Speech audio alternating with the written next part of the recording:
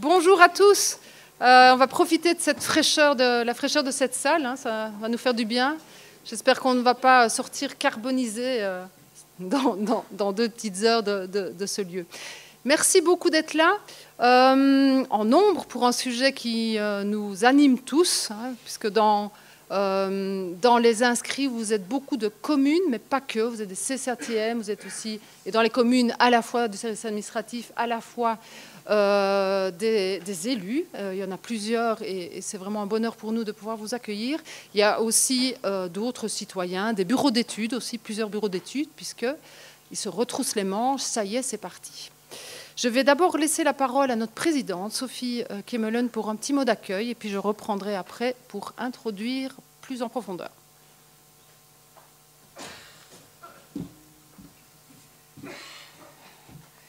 C'est vrai qu'il fait noir ici. En fait, on ne vous voit pas. Non, ça peut être parfois un avantage ou pas, je ne sais pas. Mesdames et messieurs, avant toute chose, bienvenue à ce Midi de l'Urbanisme, organisé par la Maison de l'Urbanisme, comme vous le savez, et consacré à, comme on l'a dit, cet enjeu central et principal ce dernier temps pour l'avenir de notre territoire, qui est donc l'optimisation spatiale. Merci à tous de votre présence, surtout que, comme Bénédicte l'a dit, il va faire chaud, sans vouloir vous mettre la pression. Merci aussi à nos intervenants, dont je saluerai la présence de certains membres justement du bureau de la Maison de l'Urbanisme. Donc merci à eux aussi de prendre part. Ce sont des gens qui sont au cœur évidemment de cette problématique aussi. Alors en décembre dernier, j'ai été reconduite dans mes fonctions de députée provinciale, notamment en charge de l'aménagement du territoire. Et donc par ce fait, c'est ainsi que j'ai la chance de pouvoir reconduire et continuer de présider la Maison de l'Urbanisme avec un grand bonheur. À la suite de ces élections, tant communales que provinciales, de nombreuses équipes locales, que ce soit des conseils, des collèges, ont été renouvelées eux aussi. Il en est de même pour le renouvellement des CCATM, donc des conseils consultatifs de l'aménagement du territoire et de la mobilité, mais ça, je suppose que tout le monde sait, qui en sont d'ailleurs encore pour beaucoup en cours de renouvellement. Et enfin, les services de l'urbanisme et de l'aménagement du territoire, je pense que vous n'êtes pas sans savoir qu'ils connaissent beaucoup de mouvements et accueillent donc régulièrement de nouveaux collaborateurs. C'est donc la preuve que l'aménagement du territoire est une matière qui est complexe et qui évolue sans cesse, tant sur les matières de législation, de normes, que de la sociologie ou des technologies, de l'innovation. Et il est important de rester formé, informé sur cette matière. Je crois que c'est donc l'enjeu effectivement de cette rencontre aujourd'hui. Et pour nous, province comme Maison de l'Urbanisme et même INBW, je crois que je vais mettre dans la boucle les acteurs importants de ce jour, nous voulons nous garantir à chaque acteur local qu'il puisse disposer d'outils et de connaissances nécessaires à relever ces défis d'aujourd'hui et anticiper ceux de demain. C'est précisément l'une des missions de la Maison de l'Urbanisme du Brabant wallon. Vous proposez des formations pertinentes, adaptées aux besoins tant des communes, mais ancrées aussi dans les réalités locales. Ces formations qui permettent de renforcer les compétences des élus, des agents communaux, des citoyens, des professionnels, en leur donnant des moyens d'agir de manière cohérente, éclairée et stratégique. Le thème donc, qui nous réunit ce jour, c'est l'optimalisation spatiale, comme on l'a dit. Il s'inscrit vraiment pleinement en fait, dans cette dynamique et cette démarche. C'est la transposition locale de la politique régionale d'aménagement du territoire au travers notamment des diagnostics territoriaux dont on parlera et qui est une étape principale, essentielle, pour construire un avenir plus équilibré, plus durable et plus résilient. Ces diagnostics, comme vous le savez ou vous le découvrirez, qui sont élaborés en partenariat entre la province et INBW, qui est quelque peu innovant, en tout cas dans le paysage régional, qui constitueront un outil précieux au niveau local. Ils offrent une lecture objective du territoire, à la fois fine et opérationnelle, pensée pour soutenir les décisions communales qui se retrouveront notamment dans l'élaboration des schémas de développement communaux, comme vous le savez. Les visions communales et provinciales sont donc complémentaires. Ce partage commun permet de dépasser les frontières administratives, les frontières locales. On en vient sur le supralocal et on aborde de manière intégrée des enjeux locaux tels que la croissance démographique, la pression sur le logement, l'artificialisation des sols, la mobilité et évidemment bien d'autres enjeux. C'est bien dans cette vision commune que s'intègre pleinement le travail et l'accompagnement de la maison d'urbanisme. Ensemble, en mutualisant les expertises et les visions, nous avons donc l'opportunité de dessiner un Brabant wallon harmonieux, inclusif et résolument tourné vers l'avenir. Il ne me reste donc plus qu'à vous souhaiter une excellente après-midi, enfin 2 heures de réunion, brainstorming, d'échanges, riche, inspirant, qui, j'espère, suscitera pas mal de questions, ou en tout cas de suite. Merci à tous et bon après-midi.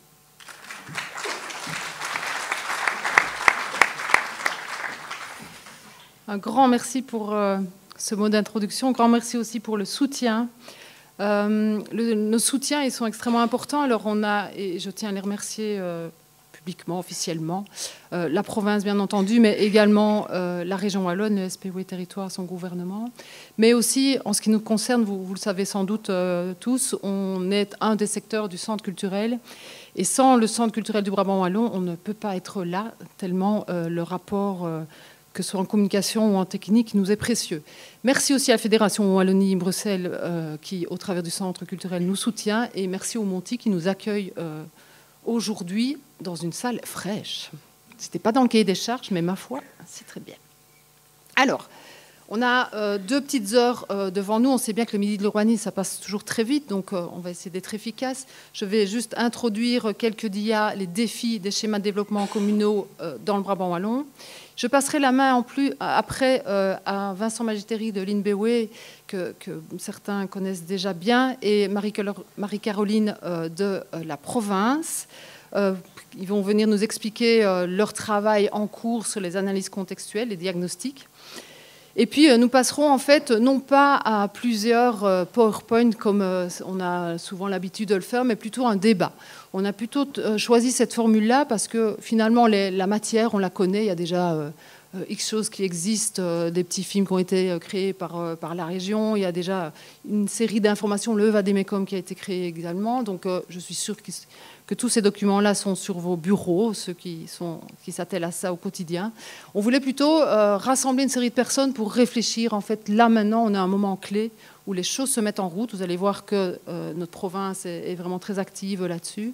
Et donc, de pouvoir réfléchir ensemble sur la manière de finalement conduire ce vaste projet. Et puis après ça, ma foi, on reboira un verre parce qu'on aura soif. Alors, pour ce panel, en fait, on a vraiment beaucoup de chance d'accueillir plein de monde. Et donc, je vais commencer par les femmes. Et donc, Nathalie Botton, Nathalie, tu es présidente de la CCATM de Wavre, tu es aussi active dans un bureau d'études juriste qui s'appelle To Build Consulting. Et puis, Anne Cornet nous vient du BRAT, qui est en charge de déjà plusieurs schémas de développement communaux sur notre province. Hélène Grégoire nous vient de l'AULP. Hélène est CATU depuis très très longtemps, donc l'urbanisme, il n'y a plus de secret pour elle, mais elle est aussi maintenant directrice en fonction. Donc c'est à ce double titre qu'elle vient témoigner de son expérience. David Hartz, tout le monde le connaît évidemment, notre fonctionnaire délégué de la province du Brabant wallon, qui accompagne aussi, qui connaît très bien ces outils. Et puis nous accueillons un élu qui nous vient de Chastres, Stéphane Collin. Il se lance aussi dans l'aventure. Christophe Hanin, qui nous suit depuis longtemps, qui nous soutient au sein du bureau de la Maison de l'Urbanisme. Et Rick Sansard, qui a déjà un schéma de développement. Donc, c'est des outils qui sont déjà bien rodés. Et il pourra nous partager son expérience sur l'outil.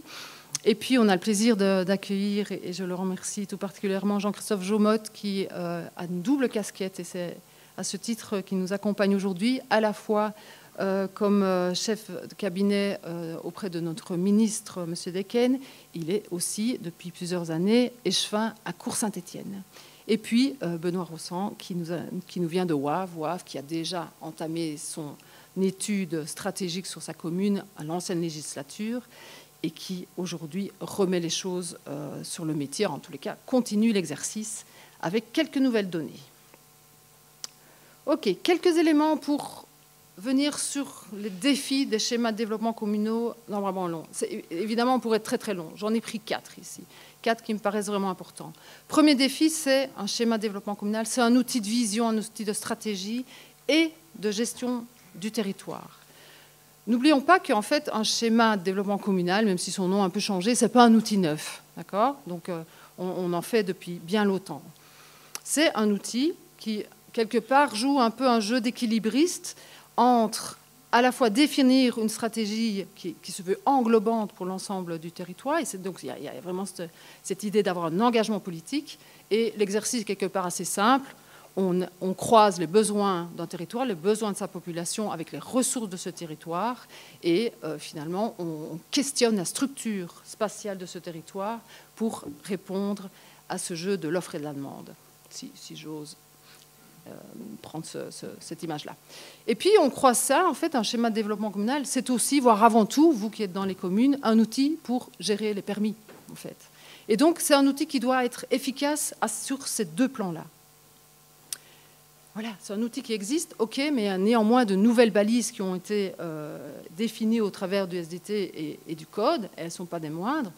Première grande balise, vous le savez sans doute la plupart d'entre vous, la question des trajectoires pour arriver à l'objectif du ZAN, zéro artificialisation nette, en 2050. Alors, ça ressemble à ce schéma, vous l'avez déjà vu sans doute plein de fois, il y en a certains qui se cassent un peu la tête avec ça, bien sûr. Ok, c'est un schéma, je ne vais pas rentrer dans le détail, mais qui montre l'évolution de l'artificialisation au cours des années précédentes et finalement montre la trajectoire qu'on va devoir suivre, en tous les cas d'une façon linéaire, d'une façon continue, pour arriver à zéro. Vous voyez que la flèche, elle arrive à zéro en 2050. Sachant que dans les dernières années, dans les 11 dernières années, enfin sur le laps 2009-2020, en Brabant-Wallon, c'est 112 hectares par an qui ont été urbanisés, artificialisés pour être plus précis. C'est pas mince, hein, cette histoire. Et en fait, pour arriver à ce ZAN, donc arriver à zéro en 2050, en fait, le petit calcul magique ici nous annonce qu'on n'a plus que 1600 hectares, en fait, potentiellement à bâtir, d'accord, selon les hypothèses qui ont été prises. Or, on a un potentiel foncier sur notre territoire, hein, sur l'ensemble de la province, en zone d'habitat et en réserve foncière, de plus de 6000 hectares. Donc déjà, rien que ces chiffres-là sont quand même assez éloquents pour montrer l'ampleur de l'enjeu qui est devant nous. Alors, il y a la question du combien, ça voilà, c'est des chiffres. Il y a la question du quand. Quand va-t-on faire ça ? 2050, ça paraît loin, mais on sait tous très bien qu'en fait, c'est demain. Et donc, ce sera vraiment important de pouvoir se fixer des pas de temps. Et on sait bien que les mandatures sont une échelle de temps assez intéressante par rapport à ça. Et puis, il y a toute la question du comment. Évidemment, l'évolution, elle ne va pas être linéaire, elle doit être descendante, ça on le sait bien, mais elle ne va pas être linéaire. Et donc, c'est comment on va gérer finalement ces différenciations et qu'est-ce qu'on met en place pour gérer cette évolution. Et donc, c'est en fait comment freiner. On voit au travers des chiffres, hein, donc l'enjeu, ça va être de freiner. C'est aussi de voir comment on va rendre indisponibles certains terrains, certains fonciers, sachant qu'on est sur des territoires qui peuvent avoir des dynamiques très différentes. Certains territoires n'ont plus de place dans leur plan de secteur. Quelque part, c'est facile. Je mets les guillemets qui sont nécessaires. Il y a certains territoires qui ont encore pas mal de place, qui consomment beaucoup, qui commencent déjà un peu à se calmer, si j'ose l'énoncer comme ça. D'accord, les choses se ralentissent, mais néanmoins, il y a encore une dynamique encore très, très active. Et puis l'autre question, ça va être comment mobiliser les espaces qui sont déjà artificialisés. Donc les espaces qui sont déjà bâtis pour répondre à l'ensemble de nos besoins. Trajectoire, premier élément de ces nouvelles balises qui s'offrent à nous maintenant. Deuxième élément, c'est le recentrage. Le recentrage, deux choses par rapport à ça. Les centralités avec ces chiffres un peu clés, de dire qu'à terme, 70% de la production de logements, c'est dans les centralités, 25% à l'extérieur. Et donc, le concept de centralité, on le sait, il est vraiment important dans la politique à mettre en place. Alors, il y a plusieurs éléments par rapport aux centralités. Il y a la question de la hiérarchie. La hiérarchie, elle a été définie dans le SDT. Les centralités, c'est une façon de définir cette hiérarchie. Okay. Et toute la question va aussi être de voir comment on va pérenniser la hiérarchie qui a été mise en place. Comment aussi on va assurer une cohérence supracommunale. Vous voyez ici dans le centre, par exemple, de la province, Otigny ou Havre, c'est des choses qui sont en continu, c'est des centralités qui sont en continu. Et donc comment, dans le travail qui s'offre à nous maintenant, comment cette cohérence territoriale, cette cohérence supracommunale va pouvoir être effective. Et puis dans les centralités, il y a question du nombre. On sait bien que l'exercice par défaut qui a été fait, c'est minimum une centralité par commune. Parfois, on a envie d'en mettre 2, 3 en plus. Voilà. Donc, il y aura vraiment cette question du nombre et il y aura évidemment la question du périmètre. Il est défini de manière globale aujourd'hui et c'est tout l'enjeu du schéma de développement communal d'aller affiner ce périmètre. Troisième élément dans les balises SDT Codité, c'est le commerce. C'est le commerce, c'est quand même une dimension extrêmement importante. On est passé, pour faire très très rapide, d'une gestion du socio-économique à une gestion au travers de l'aménagement du territoire, avec un cadrage qui a été fixé, qui est certes partiel, mais qui est déjà pas mal pour la localisation en fonction de la taille des commerces. OK, ça nous permettra déjà de gérer ça, mais pas que. Mais il y a aussi toute une question beaucoup plus fondamentale, beaucoup plus globale, qui est de renouer avec l'interdépendance entre le commerce et son territoire. Et donc, c'est de travailler la dynamique du commerce en lien avec l'attractivité des centres. Sachant que le commerce, on le sait tous, et on est sans doute un peu tous victimes de ça, qu'il évolue très fortement, avec un commerce traditionnel qui est en baisse, avec un commerce de type Horeca qui est en croissance, et aussi toute la dimension finalement des services de santé qui impactent en fait déjà aujourd'hui nos centralités. Et donc l'équilibre en fait se rejoue par rapport à ça. Deuxième défi important, c'est un outil qui emmène tout un territoire dans la transition. Un outil, ok. L'outil, on va devoir le réfléchir évidemment pendant son élaboration, c'est emmener tout le monde dans la transition, mais aussi, voire surtout, pendant sa mise en œuvre. On est parti pour 20 ans, un petit 20 ans. Et puis qui emmène tout un territoire, c'est important, tout un territoire. Ça veut dire que la question de la participation, et on aura des questions vis-à-vis de ça, c'est évidemment essentiel. Pour emmener toute la population, il faut pouvoir travailler cette participation, il faut pouvoir sensibiliser, il faut pouvoir expliquer ces concepts qui ne sont pas simples, et pouvoir informer en continu. Et puis la question de la transition, c'est une condition du ZAN en fait. On n'arrivera pas au ZAN si on ne travaille pas la manière de construire cette évolution. Et cette évolution, en termes très globaux, on pourrait dire qu'on doit passer d'un urbanisme de consommation à un urbanisme de régénération. Et puis, il y a toute la question du projet collectif. Si on ne crée pas un projet collectif, une vision collective qu'on partage avec l'ensemble de la population, si on ne crée pas un récit, on n'arrivera pas à gérer ces transitions. Et puis, troisième défi qui est un peu sous-jacent à cet exercice des SDC, c'est un outil du temps long. On annonce 18 ans, 3 législatures. Okay. Alors, par rapport à ça, il faut être très lucide parce que, et d'autres intervenants le citeront tout à l'heure, on est dans des périodes d'incertitude, on est dans des périodes de changement en fait, qui vont beaucoup plus rapidement que personne ne peut l'énoncer.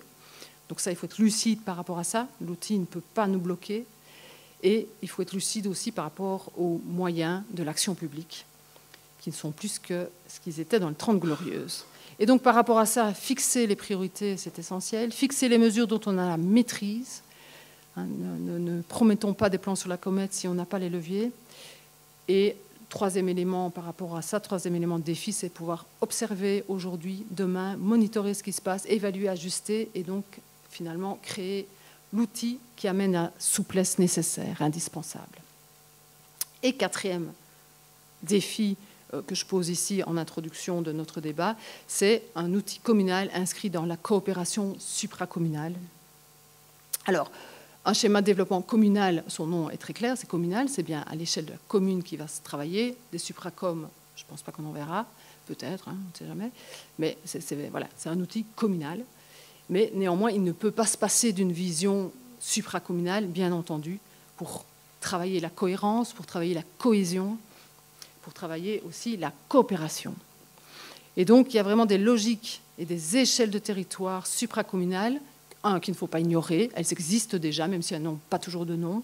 il faut pouvoir les qualifier, il faut pouvoir les amplifier, il faut aussi travailler finalement les différentes échelles, et donc ça peut être par bassin, ça peut être par vallée, ça peut être par terroir, ça peut être par système de coopération qui existe déjà.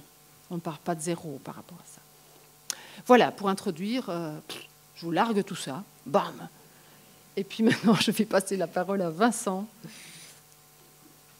de INBEWE et à Marie-Caroline de la province pour nous expliquer leur travail.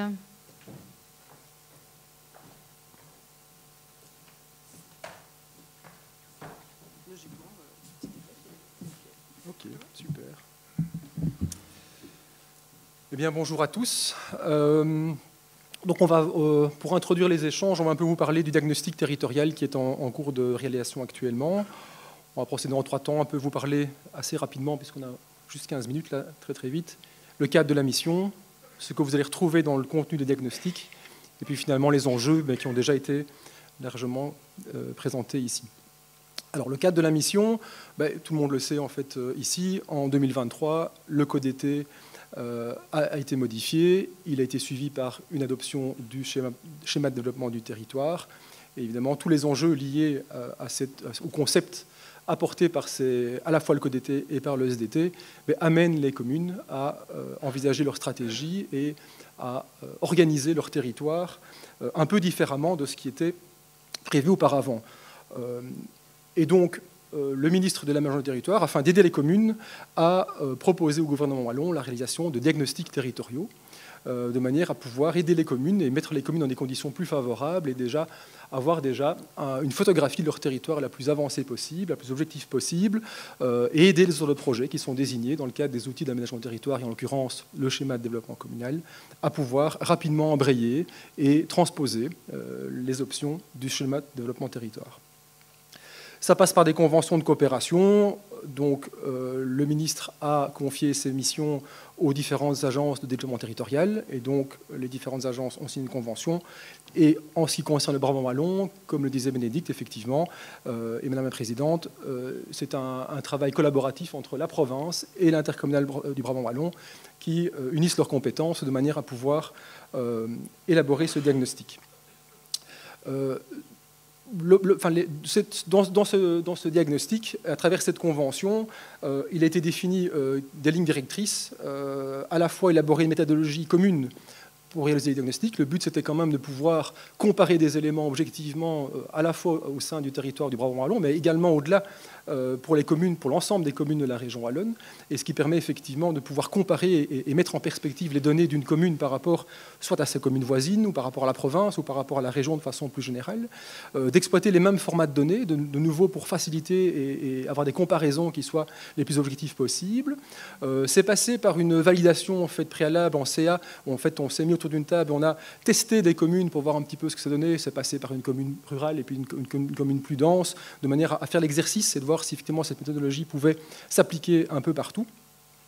Et donc, chaque intercommunal, chaque ADT produit évidemment des diagnostics pour son territoire. Et donc, en l'occurrence, ici, c'est le Brabant wallon. Et l'objectif final, c'est de mettre les résultats à disposition de toutes les communes, de leurs bureaux d'études, de leurs partenaires, sur une plateforme qui soit sécurisée et sous les différents formats. Le timing, très rapidement, tout ça a commencé en décembre 2023. C'est passé par les différentes conventions, par la mise au point d'une méthodologie en conseil. Ensuite, on a élaboré les communes tests. Et puis finalement, l'objectif fixé par la convention, c'est octobre 2025 pour finaliser l'ensemble de la mission des diagnostics. Avant que Marie-Caroline vous présente le contenu des rapports, simplement 2 points d'attention sur le contenu des rapports. Comme je vous le disais, c'est une structure de rapport identique pour l'ensemble des communes. C'était très important, tant dans le choix des indicateurs, dans les points de comparaison, dans les cartographies. On a veillé à avoir un document qui soit le plus homogène possible dans sa présentation, de manière à ce qu'effectivement on puisse comparer les données. Autre chose aussi, parce qu'on le confond souvent, ce qu'on travaille en fait ici dans le cas diagnostic, ce n'est pas l'analyse contextuelle du SDC, c'est différent. Ici, vous avez une analyse qui est objective, en fait, ce sont toutes les caractéristiques qui sont mises les unes à côté des autres. On n'est pas dans le travail d'analyse critique que réalise un auteur de projet dans le cadre de l'analyse contextuelle, donc c'est important de le savoir. On ne confronte pas les enjeux du territoire par rapport effectivement à la volonté communale de transposition des options et des caractéristiques propres au territoire. Donc ici, on est vraiment dans un document plus objectif. Donc c'est important de le rappeler quand même parce qu'on confond quand même souvent le diagno et puis finalement l'analyse contextuelle du SDC. Donc voilà, en termes de contenu des diagnostics, donc sans surprise, je pense que ça a déjà été expliqué plusieurs fois, mais donc il y a eu un rapport qui a été créé pour l'échelle du territoire supracommunal, donc pour le Brabant wallon. Donc ce rapport est en cours de finalisation. Et puis alors 27 rapports à l'échelle des 27 communes du Brabant wallon. Alors au niveau de la structure de ces différents rapports, elle est presque identique en fait aux deux échelles d'analyse. Donc il y a tout d'abord un grand volet sur la présentation générale du territoire, un deuxième volet sur une analyse thématique de la structuration territoriale, un troisième volet qui est lui uniquement présent à l'échelle communale, donc sur la contribution potentielle du territoire à l'optimisation spatiale, un quatrième volet sur la situation de droit et un cinquième volet sur une synthèse croisée. Donc je vais balayer assez rapidement ces différents volets pour vous expliquer un peu plus le contenu, mais je ne vais pas aujourd'hui vous présenter le contenu en tant que tel. Donc, au niveau de la présentation générale du territoire, il y a tout d'abord des éléments de contexte, de localisation du territoire par rapport à son positionnement, par rapport à la région, à la province, aux différentes communes, etc. Il y a également un repositionnement du territoire analysé par rapport à la structure territoriale définie donc, dans le SDT. Il y a également des éléments de caractérisation du territoire et également à l'échelle des communes, une analyse de l'évolution historique depuis les cartes de Ferraris. Alors, au niveau de l'analyse thématique, une dizaine de thématiques ont été prises en considération, donc notamment tout ce qui touche à la structure physique, la dimension environnementale et la dimension paysagère, les thématiques donc, liées aux dimensions démographiques, sociales, économiques, la dimension habitat-logement, les grands équipements, la dimension mobilité, les grands projets structurants et la dimension commerciale. Donc ici, j'ai juste mis quelques illustrations pour vous montrer que voilà, c'était des données qui pouvaient s'exprimer sous forme de tableaux, sous forme de cartes, sous forme de photos, etc. Donc comme Vincent l'a expliqué, on a essayé de rester avec des données qui étaient disponibles pour l'ensemble du territoire de la région wallonne. Après, s'il y a eu des données plus spécifiques disponibles pour notre territoire, elles ont bien sûr été intégrées et analysées plus en profondeur. Alors, petite particularité, quand même, peut-être préciser que la dimension commerciale, en fait, elle a été réalisée par du bureau d'études externe. Donc, la dimension a été intégrée dans le rapport, mais produite par des bureaux spécialisés dans ce domaine-là. Au niveau du volet contribution potentielle du territoire à l'optimisation spatiale, 3 grands éléments ont été analysés. Donc, premièrement, tout ce qui avait trait aux dynamiques de consommation du sol, sous l'angle de l'artificialisation des sols, mais également sous l'angle de l'étalement urbain. Donc, c'est un petit graphique que Béné a déjà présenté en introduction, mais donc bien avec cette trajectoire d'étalement urbain qui est analysée en fait par la part de logements produits en dehors ou dans les centralités, sachant que l'objectif à 2050 est la production de 3 logements sur 4 en centralité. Alors, il y a également eu la question de la disponibilité foncière qui a été analysée. Et donc là, il y a eu une arborescence établie d'un commun accord avec toutes les ATT pour justement définir cette disponibilité foncière. Donc, a été considérée comme disponibilité foncière donc, les terrains donc, qui étaient évidemment urbanisables, qui étaient en terrain vierge, mais également tous les terrains qui avaient déjà été urbanisés, mais qui peuvent être remobilisables. Je pense notamment à tout ce qui est SAR de droit de fait. Ensuite, ces terrains-là ont été confrontés à tout ce qui était contrainte, et donc tout ce qui était contrainte forte. On parle notamment des zones Céveso, les aléas d'inondation élevées, etc. Toutes ces superficies ont été supprimées, et puis alors ensuite, il y a une caractérisation des superficies restantes par rapport à des contraintes moins élevées. Et enfin, le troisième grand élément de cette partie, c'est l'analyse des ZAC. Donc chaque ZAC du territoire provincial a fait l'objet d'une analyse avec une carte de localisation et également tout un tableau qui reprend différents éléments de caractérisation de cette ZAC. Donc savoir si elle est déjà urbanisée ou non, en partie ou non, si elle est en centralité ou hors centralité, quelles sont les zones d'affectation plot secteur en périphérie, est-ce qu'il y a des contraintes sur cette ZAC, etc., etc. Donc là, vous avez la liste des éléments qui ont été analysés. En ce qui concerne la situation de droit, c'est en fait un inventaire des contraintes juridiques qui a été établi. Donc, à l'échelle supracommunale, il y a eu donc l'inventaire de tout ce qui est documents de planification et guide d'urbanisme, l'inventaire des organes de coopération et de coordination, donc on parle notamment des contrats rivières, etc. Tout ce qui est plans régionaux opérationnels et les autres plans et programmes. À l'échelle communale, c'est les mêmes thématiques qui ont été reprises, mais avec un approfondissement notamment sur la question des plans de secteur, une caractérisation du plan de secteur sur la commune, et tout ce qui était contraintes, notamment liées à l'eau, patrimoine, au décret-sol, etc. Et enfin, le dernier volet, donc la synthèse croisée. Dans cette synthèse, de nouveau, 3 éléments ont été distingués. Tout d'abord, une analyse des dynamiques territoriales, donc avec un repositionnement en fait, du territoire analysé dans ces différents bassins, donc, notamment le bassin démographique, le bassin d'emploi, le bassin scolaire, les bassins commerciaux, etc. Et également une analyse des niveaux d'équipement, que ce soit en termes d'équipement en service à la personne, en termes d'activité économique et également touristique. Il y a également eu un travail de synthèse avec une carte mentale synthétique par commune, avec vraiment des bullet points par thématique pour vraiment faire ressortir les principaux éléments de la commune. Et enfin, un tableau et des cartes synthétiques. Donc plus particulièrement, 3 cartes synthétiques sont en cours d'élaboration pour chacune des communes. Une qui traite plus des composantes physiques, une deuxième qui traite de l'évolution démographique et du potentiel foncier, et une troisième qui traite de l'accès aux équipements et services. Et je rends la parole à Vincent. Merci. Voilà, pour embrayer maintenant avec les échanges qui vont suivre, voilà, vous l'avez compris, évidemment, le diagnostic s'inscrit dans la volonté d'aider en fait, les communes à organiser durablement leur territoire en phase avec le SDT. Je ne vais pas rappeler ici les objectifs du schéma de développement du territoire. Bénédicte l'a déjà fait, mais c'est vrai que c'est à travers l'optimisation spatiale et notamment la maîtrise de l'artificialisation, la lutte contre l'étalement urbain, effectivement, que les enjeux vont certainement être prioritaires en matière, en tout cas, de développement résidentiel. On ne va pas s'étendre sur ces 2 schémas, vous les connaissez de mieux en mieux également. Alors on n'est pas totalement dans un changement de paradigme, mais en tout cas dans une évolution, enfin c'est évolutif en tout cas quand on voit ce qui s'est passé ces 25 dernières années et puis ce qui nous attend finalement pour les prochaines 25 prochaines années, puisque l'objectif 2050, c'est les 25 années qui arrivent. Donc ces 2 enjeux-là, ces 2 objectifs, d'une part, zéro artificialisation nette, donc on le voit, une trajectoire à atteindre zéro, et entre-temps, comment organiser son territoire, comment délivrer des permis, comment développer son territoire en s'inscrivant dans cet objectif linéaire, et d'autre part, comment, par rapport aux centralités qui sont proposées par le schéma régional, qu'est-ce qu'on en conserve, comment est-ce qu'on les modifie, on les adapte, de manière à pouvoir aussi rencontrer ces enjeux et pouvoir planifier les développements pour ces prochaines 25 années. Alors, évidemment, de façon pratique, donc dans ces prochains mois, on va délivrer les diagnostics. Le supra est terminé. On va finaliser les communes. Ça passe en pratique par un document PDF qui reprend l'ensemble, enfin 2 par commune, puisque chaque commune aura un supra et puis un document commune. Vous aurez des annexes avec toutes les cartographies qui sont en A4 et également en A0 pour les projets plus denses.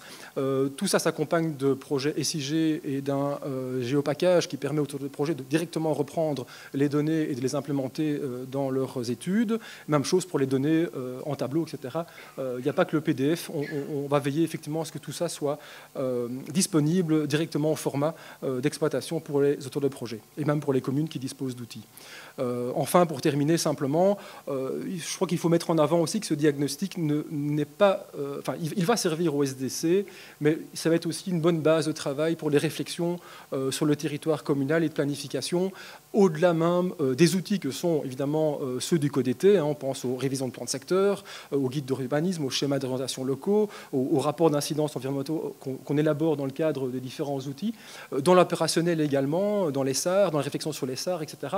On espère que ça pourra également aider les communes à y voir un peu plus clair, mais aussi à objectiver finalement la situation de fait sur le terrain, et puis également pour des outils qui ne sont pas forcément dans le CODT, mais qui sont des documents comme des chartes d'urbanisme ou des master plans, où effectivement la phase d'analyse pourra être évidemment aidée par ces outils. Voilà, merci de votre attention.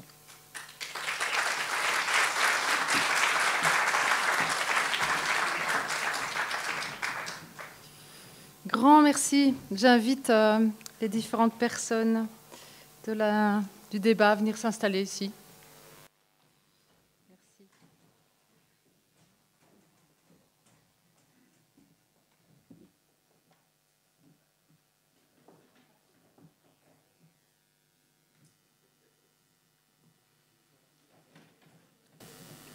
Juste le temps qui s'installe, j'avais oublié de vous dire tout à l'heure, on a lancé, et certains d'entre vous ont répondu à notre sondage. Oui, c'est pas grave, vous pouvez changer. On a lancé un sondage auprès des services d'urbanisme pour voir quels étaient leurs besoins en formation. Et c'était assez intéressant, on a posé la question de savoir, tiens, est-ce que vous avez connaissance de ce contenu, donc du travail qui vient d'être présenté, qu'est-ce que vous en attendez? Et super. Après, on fait un air qui passe. Et donc, vous voyez le petit graphique où finalement 40% des communes se disaient finalement oui, ok, on a entendu parler, et voilà, on voit plus ou moins à quoi ça va ressembler. Puis 60% disaient, bon, les gentils, on n'est pas très important dans nos réponses, donc enfin voilà, il faut garder ça en tête. Mais 60% disaient, bah non, c'est pas trop en fait. Donc ça montre bien que ce travail, il est précieux et il est attendu, sans mettre la pression alors qu'elle est déjà là pour les équipes. Mais je pense qu'on a vraiment de la chance de pouvoir bénéficier de ça pour l'ensemble de notre territoire, de nos communes, d'une manière identique en fait en termes de données. Donc c'est super. Alors, le débat, donc on a organisé ça en plusieurs questions qu'on a, je vous rassure, envoyées préalablement aux intervenants. Hein, comme ça, ils sont dans les starting blocks. Parce qu'on va devoir être efficace puisqu'on a 10 petites minutes par question. Ça fait plus ou moins 3 minutes par intervenant. Ça, je mets bien la pression. Donc, on va aller à l'essentiel. Vous rappelez aussi que vous avez reçu une petite carte à l'entrée. Donc c'est le moment, parce que là, évidemment, vous avez écouté ce qu'on vous a raconté. Maintenant, c'est le moment aussi, non seulement de les écouter, mais aussi d'écrire. Ça vous sert aussi je vois, pour se refroidir, c'est très bien. Mais n'hésitez pas à écrire. Pour nous, c'est précieux d'avoir vos retours sur, pour vous, un schéma de développement communal, votre schéma de développement, celui que vous rêvez, à quoi il doit ressembler, quels sont les points d'attention. Donc nous, ça nous permettra aussi dans nos actions futures, parce qu'on travaille sur les SDC toute cette année-ci et encore bien au-delà, comme dirait l'autre. Et donc, avoir ces échos, c'est des outils précieux pour nous. Ok, je vais commencer d'abord par une petite vidéo de mise en jambe.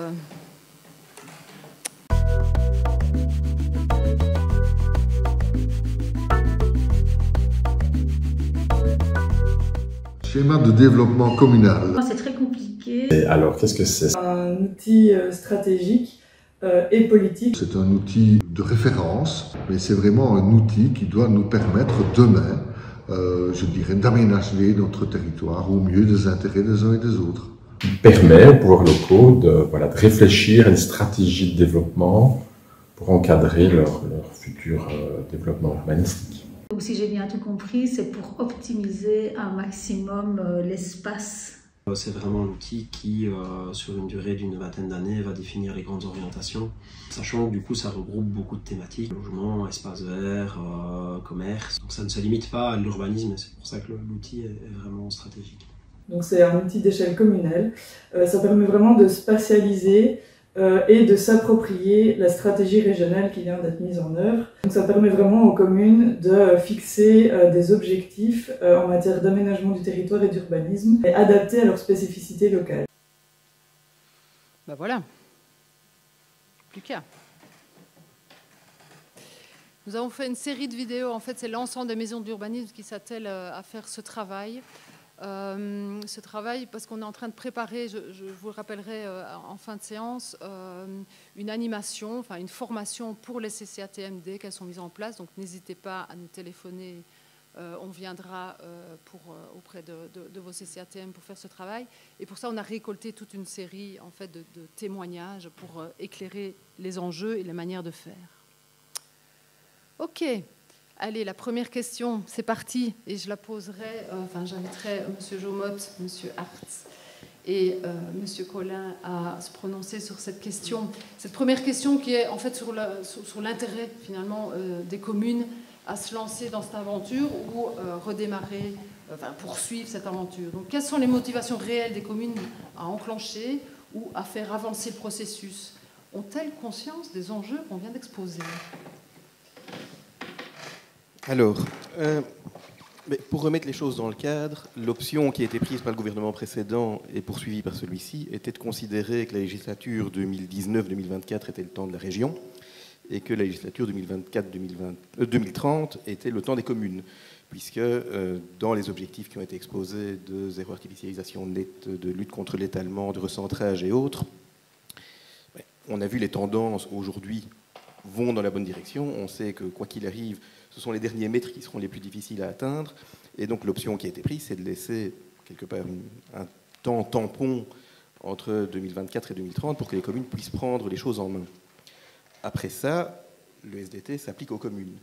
Et donc l'intérêt pour les communes, il est, j'ai envie de dire, différent en fonction des communes, puisque pour certaines communes, avoir un SDT qui s'applique, ce n'est pas nécessairement problématique, ça colle avec leurs objectifs, ça colle avec leur vision, ça n'a pas nécessairement d'impact. Quand on est une petite commune du fin fond de la province de Namur ou du fin fond du Luxembourg,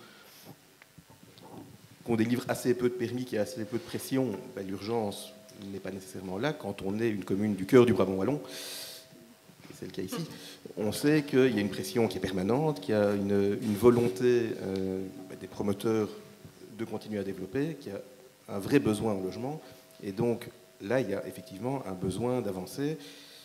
Alors, est-ce que les communes en sont conscientes? Ça, on peut effectivement se poser la question. Pour donner une idée, pour l'année 2025, le budget wallon prévoit de quoi faire 65 SDC. Aujourd'hui, on approche de la moitié de l'année, on a consommé 11% du budget. Ça donne quand même l'impression, effectivement, que les communes n'étaient pas toutes dans les starting blocks en début d'année. On va le dire comme ça. Maintenant, on l'a dit aussi, le diagnostic territorial des intercommunales va arriver. Donc il y a aussi une série de communes qui attendaient ce document pour pouvoir se lancer. On espère voir des communes prendre plus conscience de l'enjeu dans les semaines et mois qui viennent. On a aussi eu des élections communales, il faut laisser le temps au nouveau collège de s'installer, bien évidemment. Mais l'enjeu, il est là. Il est pour certaines communes de pouvoir reprendre leur destin en main et de, quelque part, pas se laisser guider par les options régionales qui ont été faites à la hache pour l'ensemble du territoire sans prendre des spécificités communales en compte. Voilà. Peut-être que M. Hart, c'est un délégué qui est auprès des communes au quotidien. Oui. Et bon, effectivement, moi, en tant que fonctionnaire délégué, c'est peut-être pas à moi de répondre à la question de savoir quels sont les motifs réels des communes. Il y a certainement l'idée d'encadrer les délivrances des permis. Ça me paraît assez évident, voire de les délivrer directement, puisque dans les centralités, elles pourront le faire. Il y a la question de tout ce qui est les schémas d'orientation locaux d'initiatives tierces, qui pourront également être traités directement avec l'aide du schéma de développement communal. Il y a toute la question du développement durable, que les communes vont probablement investir dedans. Il y a toute la question de la gestion des risques. C'est peut-être l'occasion pour des communes d'avoir une pensée globale au niveau de cette gestion, notamment au niveau des inondations. Il y a toute la question éventuellement financière. On a parlé des subventions, donc manifestement, il y aura pour cette mandature-ci suffisamment d'argent pour réaliser les schémas de développement du territoire, schémas de développement communaux, pardon. Mais c'est ce qui arrivera à la prochaine législature. Il y a aussi toute la question de la rationalisation au niveau des pouvoirs subsidiants. L'élaboration d'un schéma de développement communal peut être aussi un moyen de développer une politique fiscale particulière, d'imaginer une possibilité de préemption, d'imaginer une taxation sur certains terrains. Donc il y a moyen vraiment de travailler là-dessus.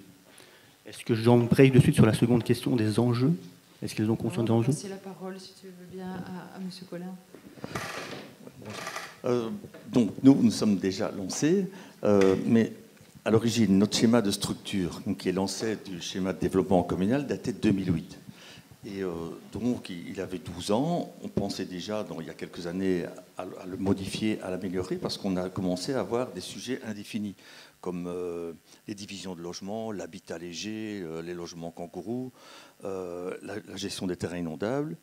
Des détails comme les pompes à chaleur qui s'installent de plus en plus, pas toujours bien mises, les isolations de maisons par l'extérieur et quand on déborde sur le trottoir, s'il y a suffisamment de place ou pas. Donc il fallait qu'on complète notre schéma de structure et donc on pensait à un nouveau schéma de développement communal. Le Haut Conseil communal, dans les membres de la CCTM, nous disait « Vous avez un vieil outil, il est temps de le modifier, il faut le transformer ». Moi qui le pratiquais en urbanisme, je vois qu'il était bien fait, c'était un schéma de structure bien fait, il y avait déjà des densités sur certaines parties du village, des espèces de centralités, ils avaient déjà bien travaillé, donc on ne sentait pas vraiment le besoin tout de suite. Une fois que on a commencé à parler, enfin, puis non, avant ça, pour avancer, j'avais téléphoné à la région Wallonne, il dit « Est-ce qu'on doit se lancer dans notre schéma de développement communal ?» Mais attendez, le code d'été se modifie, il y a un schéma de développement territorial. On voit aujourd'hui qu'on a bien fait d'attendre un peu, mais on était prêt budgétairement, on savait qu'on devait le faire, arriver le schéma de développement territorial, les centralités, il faut les affiner, il faut les définir un peu mieux. Donc ça nous permettra maintenant, dans notre schéma, en plus des centralités et des densités impliquées à certains endroits, mais de reparler, de compléter avec, on parlait de l'habitat léger, des densités à certains endroits, l'artificialisation, les zones inondables. Donc aujourd'hui, on a en même temps, pour avoir un travail complet, on fait un schéma de développement communal plus un guide d'urbanisme. Peut-être aussi Monsieur Hanin, cette question-là. Oui, alors, Rixensart, la deuxième commune la plus urbanisée après Waterloo. On travaille déjà avec un SDC, un schéma de structure, donc, qui a été révisé en 2010, qui est vraiment ma Bible. Alors, on l'utilise même plus que le GCU, ce qui est paradoxal, mais c'est vrai. Un des grands enjeux à Rixensart, bien évidemment, c'est la densification. Alors, effectivement, lorsqu'on avait arrivé les premiers schémas du SDT, avec cette boule orange sur Rixensart, Genneval, La Hulpe d'ailleurs, et en incluant la vallée de la Lanne, hein, même c'est un détail, on a été un peu inquiets, parce que là on parlait de densité de 30 à 40 logements à l'hectare, alors que nos zones résidentielles dans Rixensart, on est à 7 logements à l'hectare.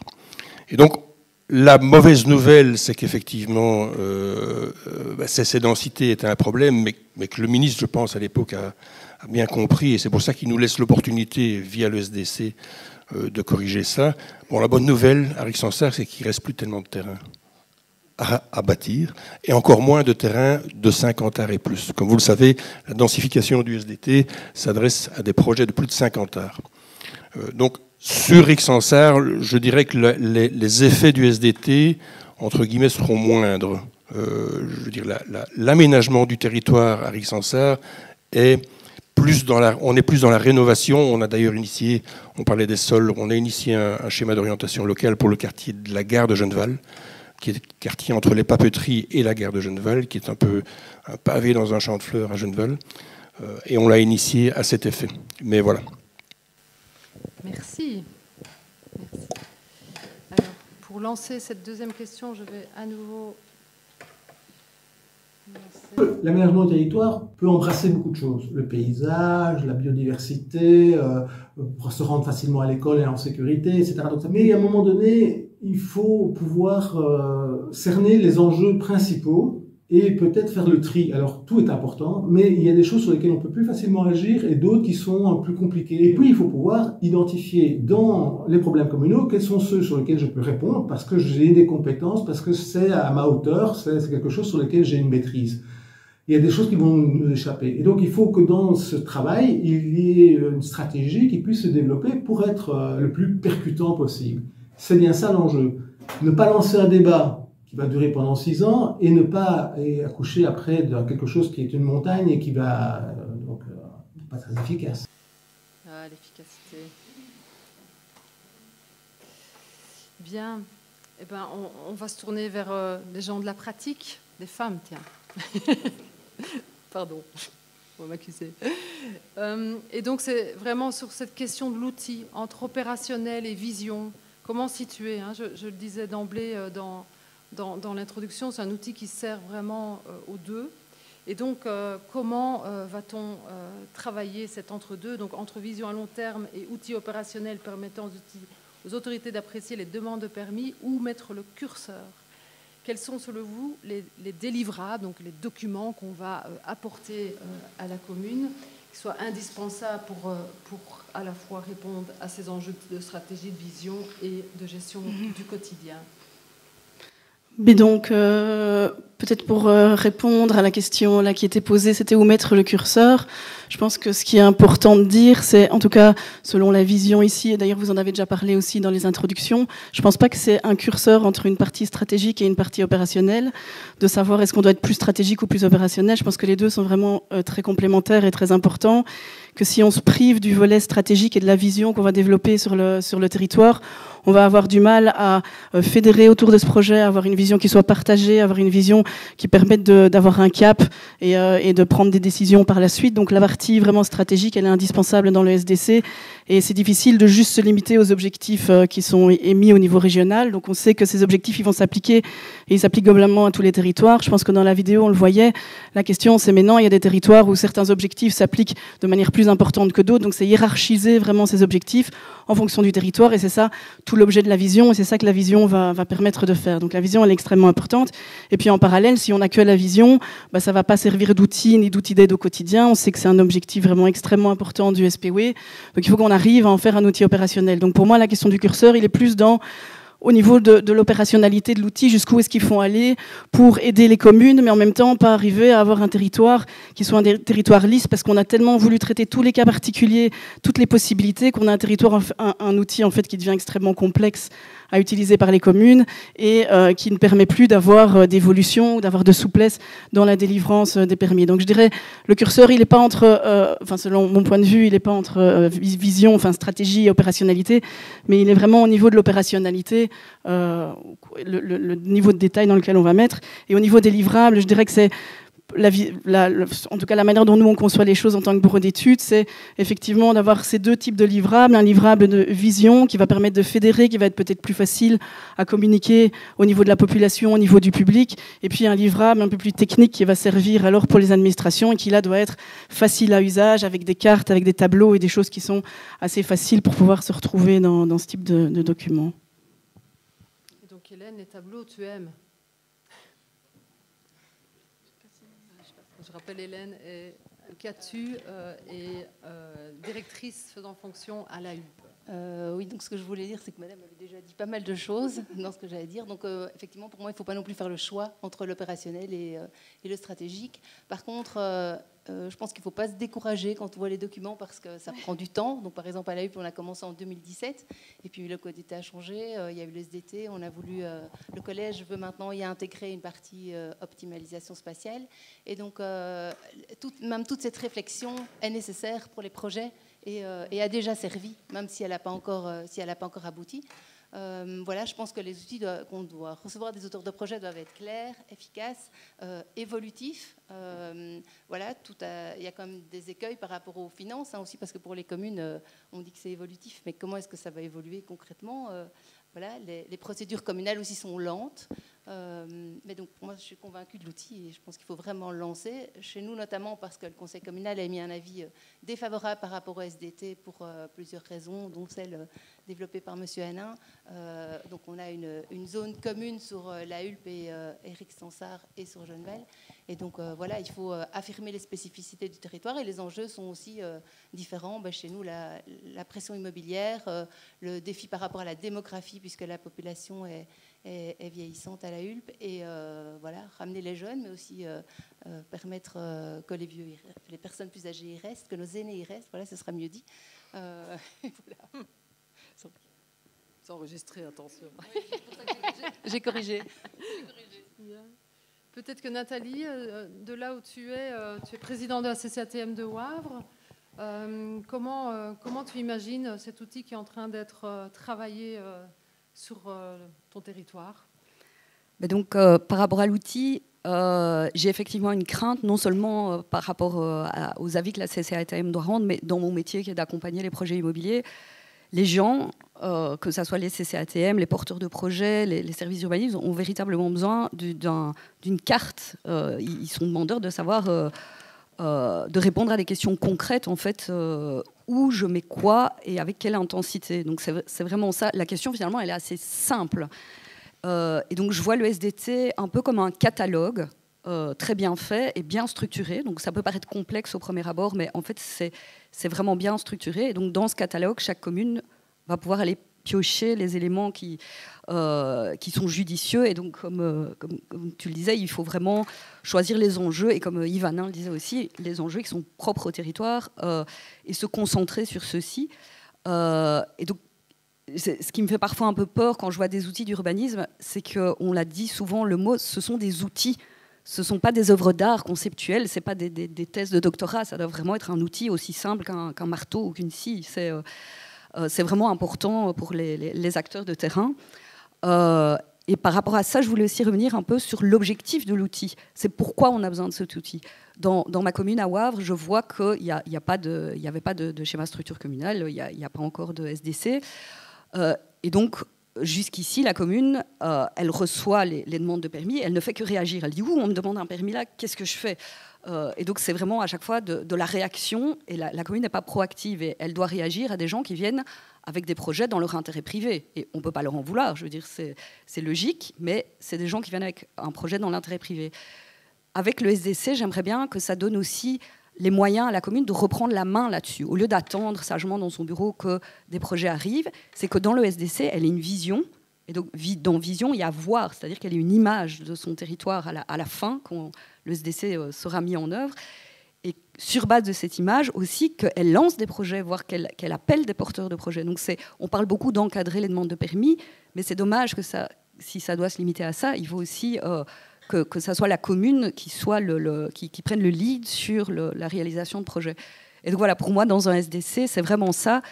Je pense que le SDC doit vraiment prendre les éléments essentiels, comme Yves Hanin l'a dit, de la vision de la commune, et dire très clairement qu'est-ce qu'on peut faire où, ce que la commune voit. Et le souci que je vois, c'est que ça demande quand même un certain courage politique, au-delà du fait qu'il faut avoir la vision. C'est que si un SDC dit clairement ça on peut là et ça on peut pas là, ben, dans tous les cas ça fait des mécontents. Parce que si on dit là il y a moins de densité, ben, les propriétaires sont pas contents, et si on dit là il y a plus de densité, c'est les riverains qui sont pas contents. Donc ça nécessite du courage politique et de voir les choses vraiment à l'échelle communale. Et tu l'as dit dans l'introduction, le récit est aussi très important. Donc dans le rendu du SDC, il ne faut pas juste faire un document que celles des initiés savent lire. Il faut que les membres de la CCATM et que le public puissent comprendre, et j'irai même plus loin, trouver le moyen qu'ils se l'approprient. Je suis convaincue. En rappelant que tant le SDC que le SDT sont deux guides auxquels on peut déroger. C'est écarté.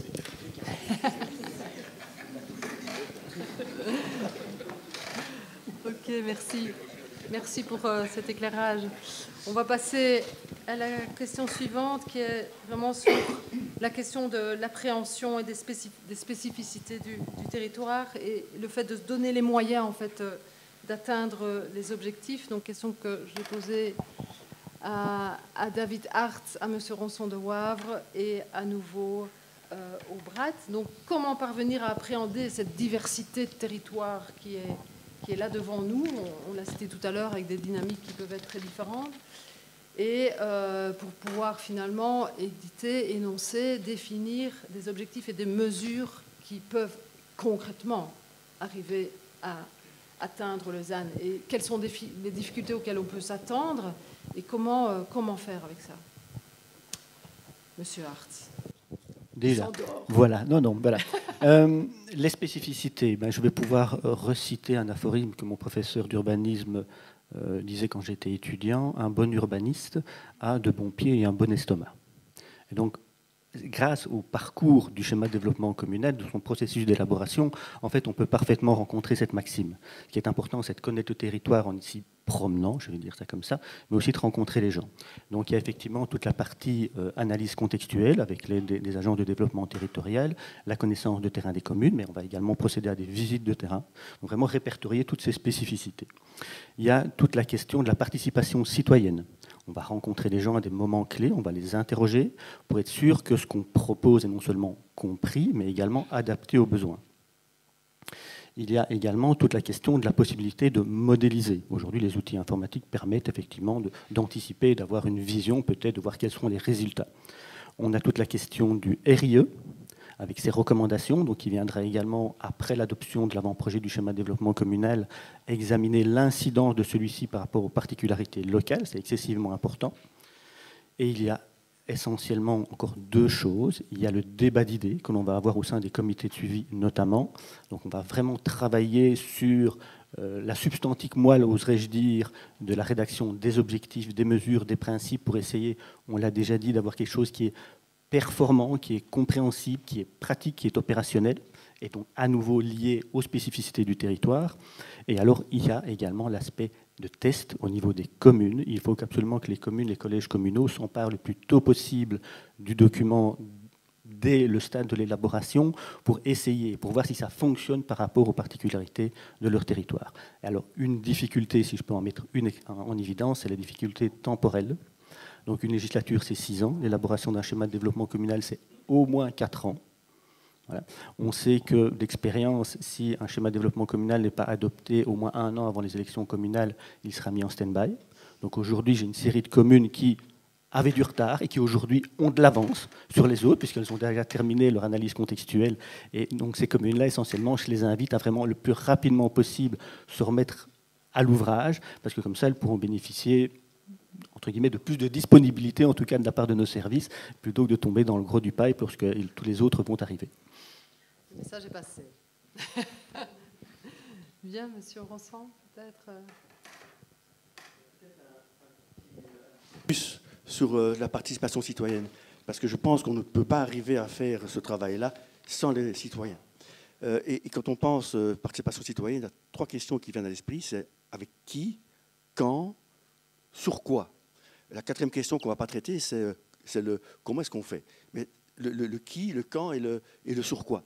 Et en fait, on a imaginé travailler sur base de 2 publics différents. Alors, au début du SDC, c'est un atelier qu'on va faire maintenant ici à la fin du mois de juin, c'est de travailler avec la CCATM. Et là, ce sont donc des citoyens choisis, qui sont désignés, qui ont une pratique dans le cadre de la CCATM. Et donc là, on travaille vraiment sur des aspects de vision, de stratégie. Mais si vous donnez ce genre de questions à monsieur tout le monde, vous n'allez jamais arriver très loin. Et donc, quand on travaille sur un public beaucoup plus large, l'idée, c'est de travailler sur des questions beaucoup plus concrètes. Ça, c'est le sur quoi, c'est des questions concrètes. Par exemple, quand vous dites, on parle de ville à 10 minutes. Mais ça signifie quoi pour vous? Est-ce que c'est un magasin? Est-ce que c'est un médecin? Est-ce que c'est la mobilité? Donc, ce sont des questions concrètes que tout citoyen peut appréhender. La difficulté, c'est que si vous ouvrez vos ateliers à tout citoyen, vous allez vous retrouver avec un panel beaucoup trop large. Et donc l'idée que moi je défends, qui vient de mon expérience par ailleurs, c'est de dire, on tire les citoyens au sort. On tire les citoyens au sort avec des caractéristiques. Ça veut dire qu'il faut évidemment des hommes, des femmes, on reprend évidemment toutes les strates de la société, et on invite ces personnes à participer à des ateliers. Alors, certains ne répondent pas, okay, pas de problème. Mais il y a des gens qui nous disent, je parle d'expérience sur d'autres sujets que j'ai pu traiter, les gens disent, ce sujet que vous me proposez ne m'intéresse pas, mais puisque vous m'invitez, je viens. Et donc vous touchez des gens qui ne viendraient pas si vous faites un appel tout à fait volontariste. Et donc c'est cette idée de dire, on travaille sur des citoyens tirés au sort, mais qui peuvent quand même dire qu'ils ne viennent pas. Et donc vous réunissez 300 personnes, vous les répartissez en 6 groupes de 50, et c'est avec eux que vous travaillez sur des aspects, des questions beaucoup plus pratiques, qui viennent évidemment, non pas au début, mais qui viennent plutôt vers la fin du SDC. Peut-être Anne, pour compléter. Voilà. Oui, je voulais peut-être rebondir sur ce qu'avait dit Monsieur Hart, où je rejoins tout ce qui a été dit. Et je voulais insister aussi pour que les objectifs soient vraiment ancrés dans le territoire sur l'importance de l'accompagnement politique et des services communaux. Donc c'est vrai qu'en tant que bureau d'études, on est expert, on va venir donner une expertise, on va faire des relevés de terrain, on va rencontrer des gens, on va faire de la participation, on va faire tout ça, on va faire les réunions de comité de suivi. Mais ceux qui vivent le territoire au quotidien, qui connaissent les enjeux en termes de demande de permis et surtout qui ont en main la politique qu'ils veulent mener, c'est évidemment la commune et les services communaux et le politique. Et donc pour nous, c'est vraiment quelque chose d'extrêmement important qu'il y ait cette prise de conscience de l'importance de cet accompagnement et que ce soit pas quelque chose, c'est pas à la fin, au moment où on va présenter un avant-projet à un collège, que le collège doit découvrir en fait ce qu'il y a dans le SDC. Il faut absolument qu'il y ait un accompagnement au fur et à mesure par un échevin ou bien par l'organisation d'ateliers ou par un suivi plus régulier, je pense, de cet aspect-là. Et aussi, ça prend beaucoup de temps pour les services communaux. Et donc, c'est un aspect aussi à prendre en compte au moment où on se lance dans l'aventure. C'est qu'on a parfois une surprise sur le temps que ça prend pour pouvoir suivre ce type de dossier.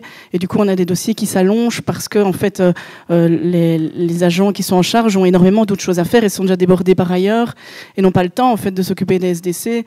Et donc du coup, on a non seulement des SDC qui s'allongent, mais aussi voilà une difficulté à faire en sorte qu'on ait un outil qui soit pas un outil, une reproduction du SDT, mais un outil qui soit vraiment ancré dans la volonté, dans le vécu et dans les enjeux, en tout cas au niveau des délivrances de permis et de la politique locale, quoi. Donc ça, je pense que c'est vraiment quelque chose de très important. J'ai comme l'impression que les services, en tous les cas ceux avec qui j'ai pu papoter avant cette introduction, sont bien conscientes en fait et sont déjà bel et bien dans l'exercice. Et je pense que c'est effectivement important d'écouter ça, en fait, de prendre ça, toute la mesure de ça, en fait, du temps disponible, du temps qu'on peut se donner, du temps qu'on libère pour ça. La question de la participation, M. Ronçon l'a introduite parce qu'il devait partir et il s'en excuse. Parce qu'elle est évidemment importante pour lui, elle est importante pour nous, elle est importante aussi pour un homme que certains d'entre vous connaissent bien. Un des points clés en matière de participation du public, c'est surtout l'information et la communication qui doit avoir lieu au préalable, donc de la part de la commune ou de la région, sur les grands enjeux du territoire communal ou de la région. On sait que là, il y a pas mal de lacunes à l'heure actuelle. Je défie quiconque de savoir me résumer ce que c'est l'optimisation spatiale. Pourtant, c'est la clé de tous les schémas de développement communaux à venir. Alors, un schéma, c'est un changement de paradigme, quelque part. Enfin, on est en train de concevoir autrement nos territoires, et donc on ne le fera pas sans nos concitoyens. Et derrière ça, il y a un enjeu qu'on appelle de l'acceptation sociale, qui est de dire comment on va transmettre l'enjeu, la stratégie, voilà, l'ensemble de ce qui fait un schéma de développement à tous, en fait. Et je serais plutôt partisan d'avoir quelque chose de relativement continu, c'est-à-dire qu'il y ait une sorte de co-construction, d'appropriation un peu collective qui se fait au fur et à mesure du processus pour que, voilà, au bout du compte, même si tout le monde n'en sera pas satisfait, on se retrouve avec un schéma qui soit au moins compris et au mieux partagé. Au moins compris, au mieux partagé. On parlait d'appropriation aussi tout à l'heure. Des enjeux assez importants, je vous le disais en introduction. Alors on a posé ces questions à nos intervenants sur donc, toute la question de la participation. Donc comment faire comprendre la nature d'un schéma de développement communal et ses enjeux aux citoyens? Quelle expérience et pistes ou rêves, je ne sais pas, envie, désir, pouvez-vous partager qui puisse favoriser cette diffusion, ce partage? Honneur aux femmes. Bien sûr. Donc effectivement, ce qu'on voit, c'est qu'avec la routine quotidienne, les gens sont interpellés par tous les enjeux, surtout environnementaux et sociaux, et que c'est parfois difficile de parler de développement territorial. En plus, il y a quand même pas mal de mesures qui, dans la population, paraissent contraignantes. Quand on parle du ZAN, ça paraît contraignant. Et donc, en tout cas, à la HULP, je pense que la volonté du collège, c'est par rapport à la participation citoyenne de la développer au maximum pour que les gens adhèrent à ce document. Donc, je vous avais dit qu'en 2017, on a commencé la révision de notre schéma de développement communal qui datait, lui, de 94. Et dès le départ, il y a des ateliers qui ont été faits, qui ont été organisés. Alors, quartier par quartier, c'était pendant la crise sanitaire, donc ça a été fait en Teams. Et les gens se sentaient vraiment concernés. Il y avait même un esprit d'équipe par rapport à leur quartier, leurs caractéristiques qu'ils connaissaient. Et donc, ça a permis de toucher les différents, tous les citoyens, je pense, enfin une grande partie. Alors, ce qu'on a laissé aussi dans notre cahier des charges, c'est l'exposition. La Hulpe est une petite commune et donc expliquer, on en est toujours à l'analyse contextuelle, hein, mais et dans un début de réflexion par rapport aux options. Donc, il y a une exposition qui est organisée, enfin, qui va être organisée pour vraiment pouvoir attirer les personnes et qu'elles viennent, les citoyens, et qu'ils viennent et qu'on puisse leur donner des explications. J'allais dire aussi que c'est important en fait d'impliquer tout le monde dès le début. Par exemple, dans les conseils communaux, on a un système de points ouverts à la participation citoyenne. J'imagine que ça arrive dans toutes les communes. Donc les dossiers relatifs à l'aménagement du territoire et au SDC sont inscrits régulièrement au conseil communal, même pour information, même quand il n'y a pas une décision formelle à prendre. Et les citoyens ont la possibilité, quand c'est ouvert à la participation citoyenne, de poser leurs questions avant. Alors ça ne se fait pas fréquemment, mais voilà, c'est quand même là. On doit encore l'améliorer. La volonté du collège, que je peux peut-être dévoiler, voilà, on est filmé, c'était en tout cas de permettre aux citoyens même de réagir en temps réel pendant le conseil sur les points via une plateforme qui serait modérée par un échevin ou par le président du conseil communal. Mais donc je pense vraiment qu'il faut d'essayer que la majorité des citoyens fassent sien de ce document pour qu'ils le comprennent et qu'ils comprennent leur réalité, mais aussi les réalités développées par le collège et par le conseil au niveau de la politique générale sur les enjeux de la commune. Eric Sansard, comment ça se passe? Mais oui, la communication, et on en parlait juste avant d'ailleurs, la communication est vraiment un gros problème. Pour intéresser les gens à l'aménagement du territoire, les gens lambda, je veux dire, pas vous, hein, qui êtes intéressés, je le sais, mais c'est un challenge pour nous, pour toutes les communes, je pense. Et ce que fait la Hulpe est très inspirant, d'ailleurs, avec le réunion de quartier. Je pense que c'est quelque chose dont on doit s'inspirer.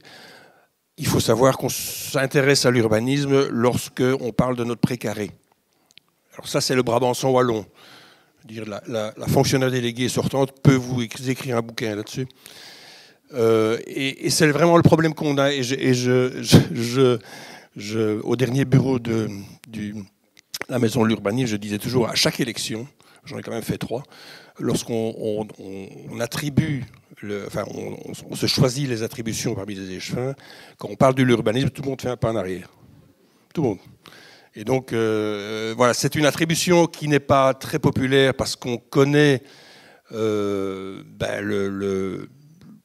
caractère des gens, je dirais, de nos concitoyens. On est au front. Et donc, on est vraiment confronté, en général, à leur mécontentement lorsqu'il s'agit d'aménagement du territoire, je peux vous le dire. Mais voilà, donc la communication est très importante.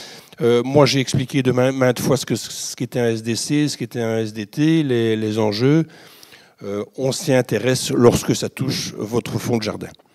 Ça, c'est d'une manière générale, malheureusement. Il y a des passionnés, on renouvelle la CCATM dans toutes les communes, comme vous le savez. Eh bien, on a beaucoup de candidats, ce qui est une bonne nouvelle, mais c'est des gens qui vont vraiment se consacrer pleinement. Alors, je rebondis aussi sur la participation citoyenne. Faites attention à la participation citoyenne. Moi, je préfère de loin un panel choisi qu'un tirage au sort, comme on l'a suggéré. Je pense qu'il est très intéressant, et de toute façon on le fait maintenant pour tous que ce soit le SOL ou le SDC ou le SDT, on le fait systématiquement, la participation citoyenne, mais elle doit être bien gérée. C'est pas évident, c'est pas évident. Voilà. Juste pour compléter, à ce même bureau, en fait, une autre personne qui est aussi en charge de l'urbanisme et l'aménagement du territoire dans sa commune disait justement l'inverse. Ah ben non, nous, on s'est battus en fait dans notre commune quand on a fait la répartition pour justement avoir l'aménagement du territoire parce qu'on sait que c'est un enjeu important dans notre commune. Donc c'était super intéressant. Et évidemment, il n'y en a pas un qui a tort et l'autre raison, bien entendu. Mais c'est dire que c'est une matière qui passionne, mais c'est une matière, on l'a assez difficile. OK, toujours sur cette question de la participation. Il y a la question de la forme, évidemment. Quelle forme donner à cette participation? Enfin, tu l'as déjà un peu dit, Hélène, au stade du processus, à quel stade du processus, et comment la participation peut-elle réellement et utilement alimenter la vision? Et sur quoi porter sur quoi va-t-elle porter cette participation, et quels moyens peut-on se mobiliser? Peut-être que Anne, dans ton expérience. Oui. Mais donc, au niveau de la participation, effectivement, c'est une matière qui est assez complexe, hein, la matière dont on va traiter. Et donc, il faut bien cibler, il faut bien savoir au départ qu'est-ce qu'on veut de cette participation, quels sont les objectifs, qu'est-ce qu'on veut en retirer, pour bien l'organiser, parce que dire on veut faire de la participation sans savoir ce qu'on veut en retirer, mais en fait c'est de la participation qui ne va pas servir à grand-chose et ça va créer des frustrations des deux côtés. Donc c'est vraiment hyper important de savoir quel est l'objectif qu'on veut donner à cette participation. Dans les étapes d'un SDC, je pense que la participation à l'étape de l'analyse contextuelle, elle est vraiment intéressante, elle est pertinente.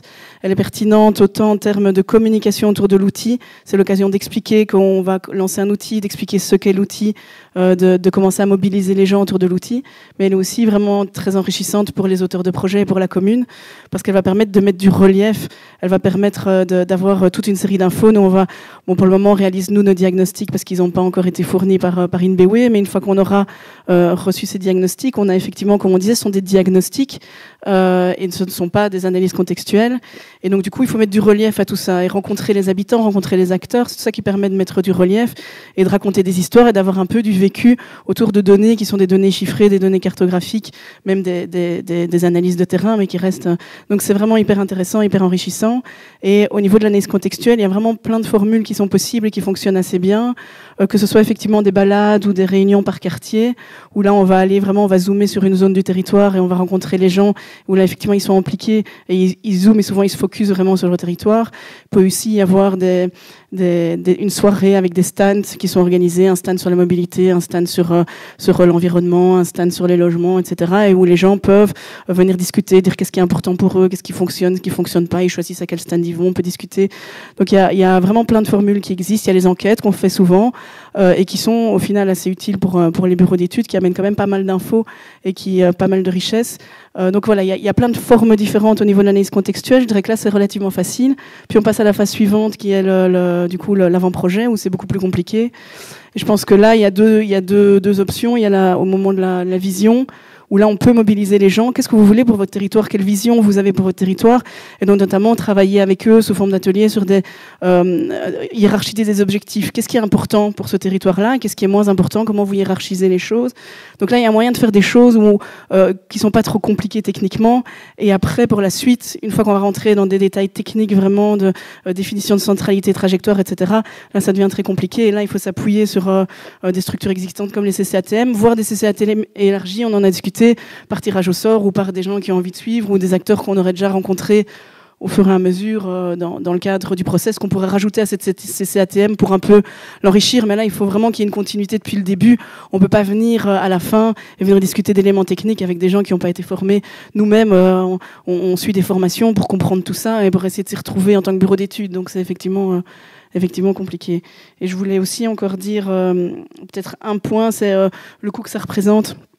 Ça représente quand même un certain coût, cette participation, d'où l'importance de savoir ce qu'on veut en faire, ce qu'on va en faire, pouvoir vraiment l'intégrer dans les cahiers de charges. Pour le moment, c'est très variable dans les cahiers de charges qu'on voit, d'une commune à l'autre. Il y a des communes où il n'y a pas du tout de participation, il y a des communes où il y a beaucoup de participation. C'est vraiment pour le moment quelque chose qui est très très variable dans les processus, quoi. Je ne peux m'empêcher évidemment de vous dire que c'est la mission de la Maison de l'Urbanisme aussi de travailler sur cette information. Vous êtes sans doute abonné à Espace Vie, c'est une première chose. Si vous ne l'êtes pas, n'hésitez pas à le faire. Il y en a quelques-uns à l'entrée aussi. Et puis plus largement, c'est notre rôle aussi d'accompagner les communes en fonction de nos moyens. Hein, on n'est que 3, et puis on dort de temps en temps. Mais en fonction de nos moyens, on peut être là à côté des communes pour accompagner dans ce process de comprendre de quoi on parle, quels sont les enjeux, comment on y va et comment on embarque tout le monde dans cette transition, comme je vous expliquais au départ. Donc n'hésitez pas, vous savez où on est. Voulais-tu rajouter quelque chose par rapport à ça? Non, je voulais juste dire que peut-être demain, il y a 27 communes qui vont s'adresser à la maison de l'urbanisme pour avoir de l'aide. Ça a déjà commencé, premier arrivé, premier servi. Voilà. Et puis... Moi, j'avais une autre idée auquel je n'ai pas parlé tout à l'heure, c'est on lance parfois des fresques du climat, et en tout cas, l'AUP, ça a été fait en tout cas pour le conseil communal. Est-ce qu'il ne faudrait pas faire aussi des fresques du développement du territoire? Ça pourrait être une idée pour avancer. On a mis en point, vous savez sans doute, qu'on va dans les écoles, on fait une animation auprès des 10-12 ans, et on l'a mis à jour cette année-ci, et on s'est donné le défi d'expliquer à des 10-12 ans c'est quoi un SDT, c'est quoi un SDC, c'est quoi une centralité. Bam. Eh bien, c'est pas mal. Hein. Je ne peux pas vous dire qu'ils viendront sur la scène demain, d'accord. Mais enfin, voilà, on travaille ces dimensions-là avec eux, et on le fait en allant sur le terrain, etc. Enfin, voilà. Et voilà, parce que c'est un public aussi qu'on doit tout à fait aussi informer, former, emmener avec nous, quoi. Voilà, je ferme la petite parenthèse dans ce débat. La prochaine question, elle sera donc pour Nathalie et Monsieur Hanin, et elle nous emmène justement sur les CCATM, le rôle. Vous voyez, ça c'est un résultat du petit sondage qu'on a mené, où on a posé cette question: comment évaluez-vous la connaissance et la compréhension, grosso modo, de la politique d'optimisation spatiale auprès de vos CCATM et de la portée, en fait, de cette nouvelle politique? Vous voyez que le orange, enfin, c'est bien que la majorité des CCATM n'ont aucune maîtrise de tout ça, en fait. En tous les cas, c'est annoncé comme tel. À nouveau, les 27 communes n'ont pas répondu. D'ailleurs, ceux qui n'ont pas répondu, n'hésitez pas à le faire. Et puis, il y a quand même une série de communes qui se disent, enfin, de services d'urbanisme qui répondent pour leur CCATM, hein, il y a un biais, disent, bah oui, en fait, ils ont déjà entendu parler de ça. OK. Une maîtrise partielle. OK. Voilà. Donc, ça veut dire qu'il y a un travail extrêmement important, en fait, à faire auprès des CCATM. On le démarre dès le mois de septembre en tant que maison d'urbanisme. Et toutes les maisons d'urbanisme le font aussi sur leur territoire. Donc, voilà, important donc d'emmener, et vous l'avez déjà bien dit, hein, d'emmener les CCATM dans ce travail, non seulement pour que, en gros, il y ait moins d'opposition, si je fais très très court, mais c'est surtout pour emmener tout le monde dans cette transition de territoire, dans cette vision de territoire. Nathalie, qu'en penses-tu? Oui, le schéma fait un peu peur. Mais je voudrais d'abord répondre en fait à la deuxième question, qui est la distinction par rapport à une communication grand public. Donc, la CCATM, à quoi sert-elle? Pourquoi est-ce qu'on a besoin de nommer cette CCATM? Et on pourrait simplement se contenter des enquêtes publiques ou des annonces de projets ou faire des réunions d'information. En fait, Monsieur Hanin, on a parlé, quand on interroge la population, généralement, ils viennent pour défendre leur précaré dans leur intérêt privé. Et donc, généralement, dans les enquêtes publiques, même si parfois ils se cachent derrière la défense de l'environnement, ce que les gens viennent défendre, c'est leur cadre de vie à eux, leur mobilité. Est-ce que je vais pouvoir sortir de chez moi en voiture? Donc, c'est vraiment des intérêts privés. Les personnes qui se proposent, là je prêche vraiment pour ma chapelle, pour être membre d'une CCATM, généralement, c'est qu'elles ont un intérêt pour la matière qui dépasse leur intérêt privé. Je ne pense pas qu'il y a beaucoup de gens qui, pour défendre leur fonds de jardin, se font membre d'une CCATM. Et donc cette dimension, je pense, est vraiment bénéfique pour les communes d'avoir ce relais. Donc on a, le citoyen, évidemment, a le grand avantage d'avoir une connaissance accrue du territoire qu'il pratique tous les jours, là où il habite, les quartiers qu'il fréquente. Donc il connaît bien le territoire et ses enjeux. Et donc les membres de la CCATM ont l'avantage de bien connaître le territoire tout en étant un peu plus objectifs parce qu'ils viennent discuter dans l'intérêt général, on va dire, de la commune. Donc je pense que c'est vraiment important d'associer les CCATM. Et par rapport au récit dont on parlait tout à l'heure, au fait de comment faire pour que la population puisse s'approprier les SDC, ben, je dirais, en fait, la CCATM est un peu le test pour la commune. Si la CCATM ne comprend rien, ben c'est qu'on est passé à côté de l'objectif. Et donc, la commune doit dire, OK, est-ce que j'arrive à faire comprendre mon SDC et les objectifs du SDT? Et si on n'y arrive pas, ben, il faut se remettre au travail parce que ça ne passera pas auprès de la population si le premier filtre de la CCATM n'a pas fonctionné. Et donc voilà, je pense que c'est intéressant de pouvoir associer la CCATM tout au long du processus d'élaboration du SDC, vraiment oui, c'est obligé déjà, mais donc c'est une bonne obligation, en mode test, comme un peu pour un programme informatique. Quand on l'implémente, on fait d'abord des tests avant de le déployer complètement. Donc la CCATM est là pour ça, et aussi elle pourra dire, ben, en fait, moi, là, comme c'est rédigé, ça va me servir à rien. Après, le cadre n'est pas assez clair. Lors des réunions de la CCATM, je ne vais toujours pas savoir où je dois aller. Et donc, je pense que c'est un premier filtre intéressant.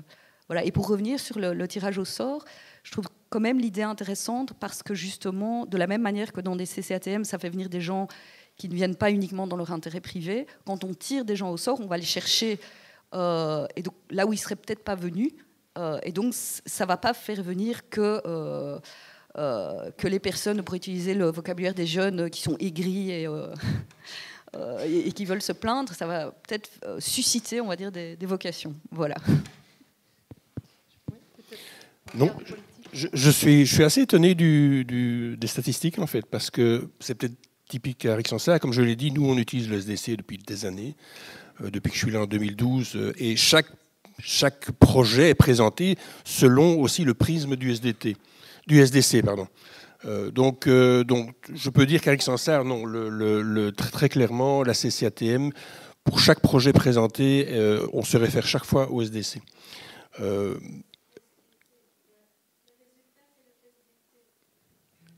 C'est la politique mise en place, quoi. D'accord, c'est le SDT. Alors oui. Alors oui. Oui, effectivement, je n'avais pas vu. Eh bien, oui. Non, mais encore une fois, pour reparler la CCATM, pour moi, c'est vraiment une assemblée qui est clé dans le développement de l'aménagement du territoire dans notre commune, en tout cas dans toutes les communes, je pense. On a affaire à un panel de gens qui veulent s'investir. C'est d'autant plus rare qu'il faut vraiment en profiter, je pense. Bon, moi, en tant qu'échevin, j'y vais chaque fois, mais j'ai un rôle, et je m'y tiens d'observateur pour pas orienter les débats, c'est sûr. Mais on retrouve dans cette CCATM, même avec le quart politique, un pluralisme qu'on ne retrouve pas dans pas beaucoup d'autres commissions communales, je dirais. Et donc, l'aménagement du territoire, assez bizarrement, ne tient pas compte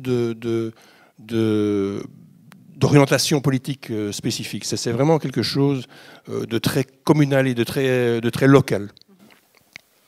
Merci.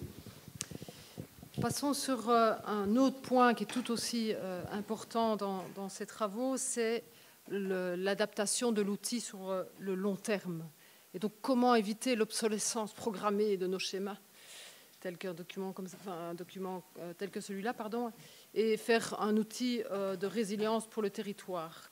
Comment donner cette souplesse? Comment éviter de rentrer dans finalement une vision figée et rendre nos schémas suffisamment souples et évolutifs?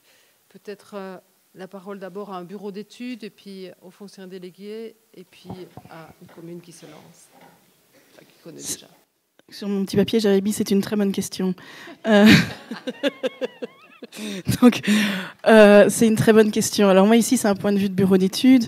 On travaille dans un cadre, on a les Vademecum, le CODT, le SDT, on a un cadre, et ce cadre, il est relativement quand même assez précis et assez figé. Donc effectivement, quand on parle de SDC souple, évolutif, je pense pas que c'est nécessairement... Mais c'est un point de vue de bureau d'études, hein, parce que je vois que M. Hart sourit.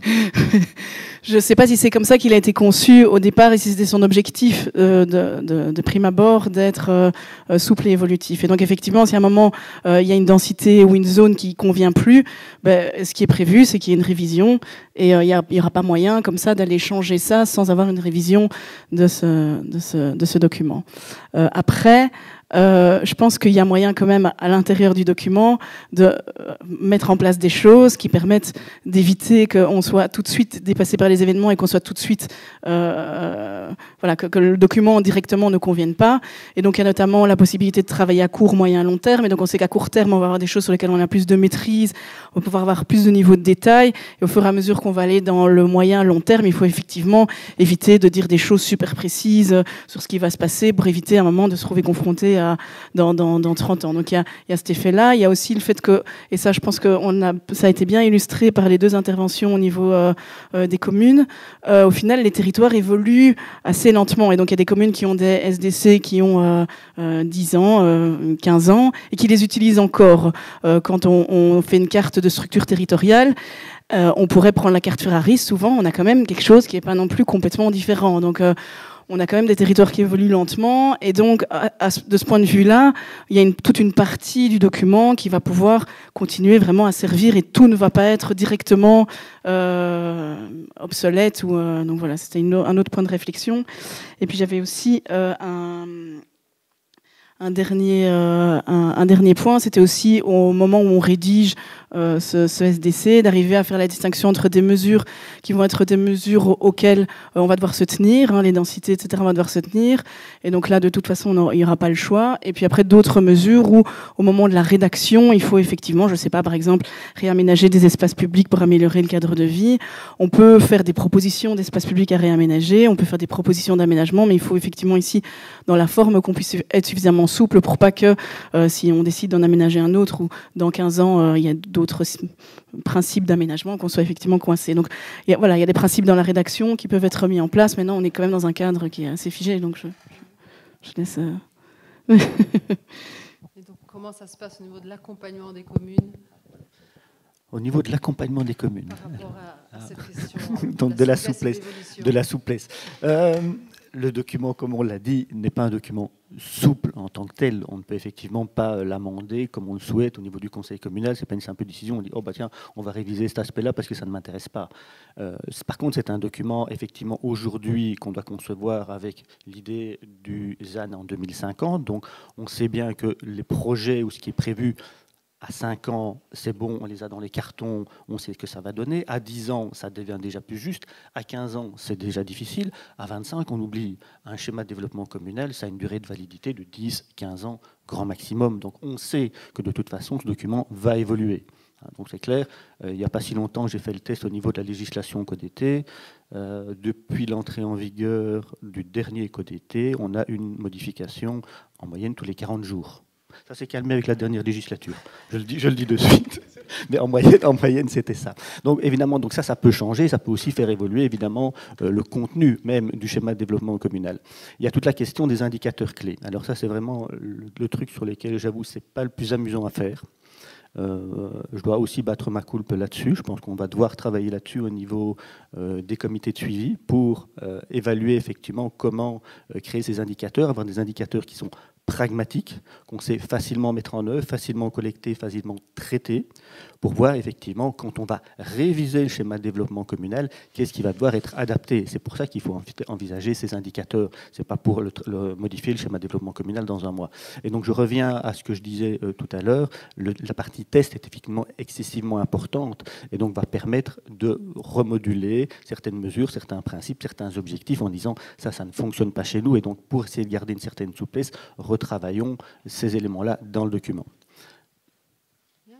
Et au niveau de Chastres, comment ça se réfléchit, cette souplesse? Ou ça se...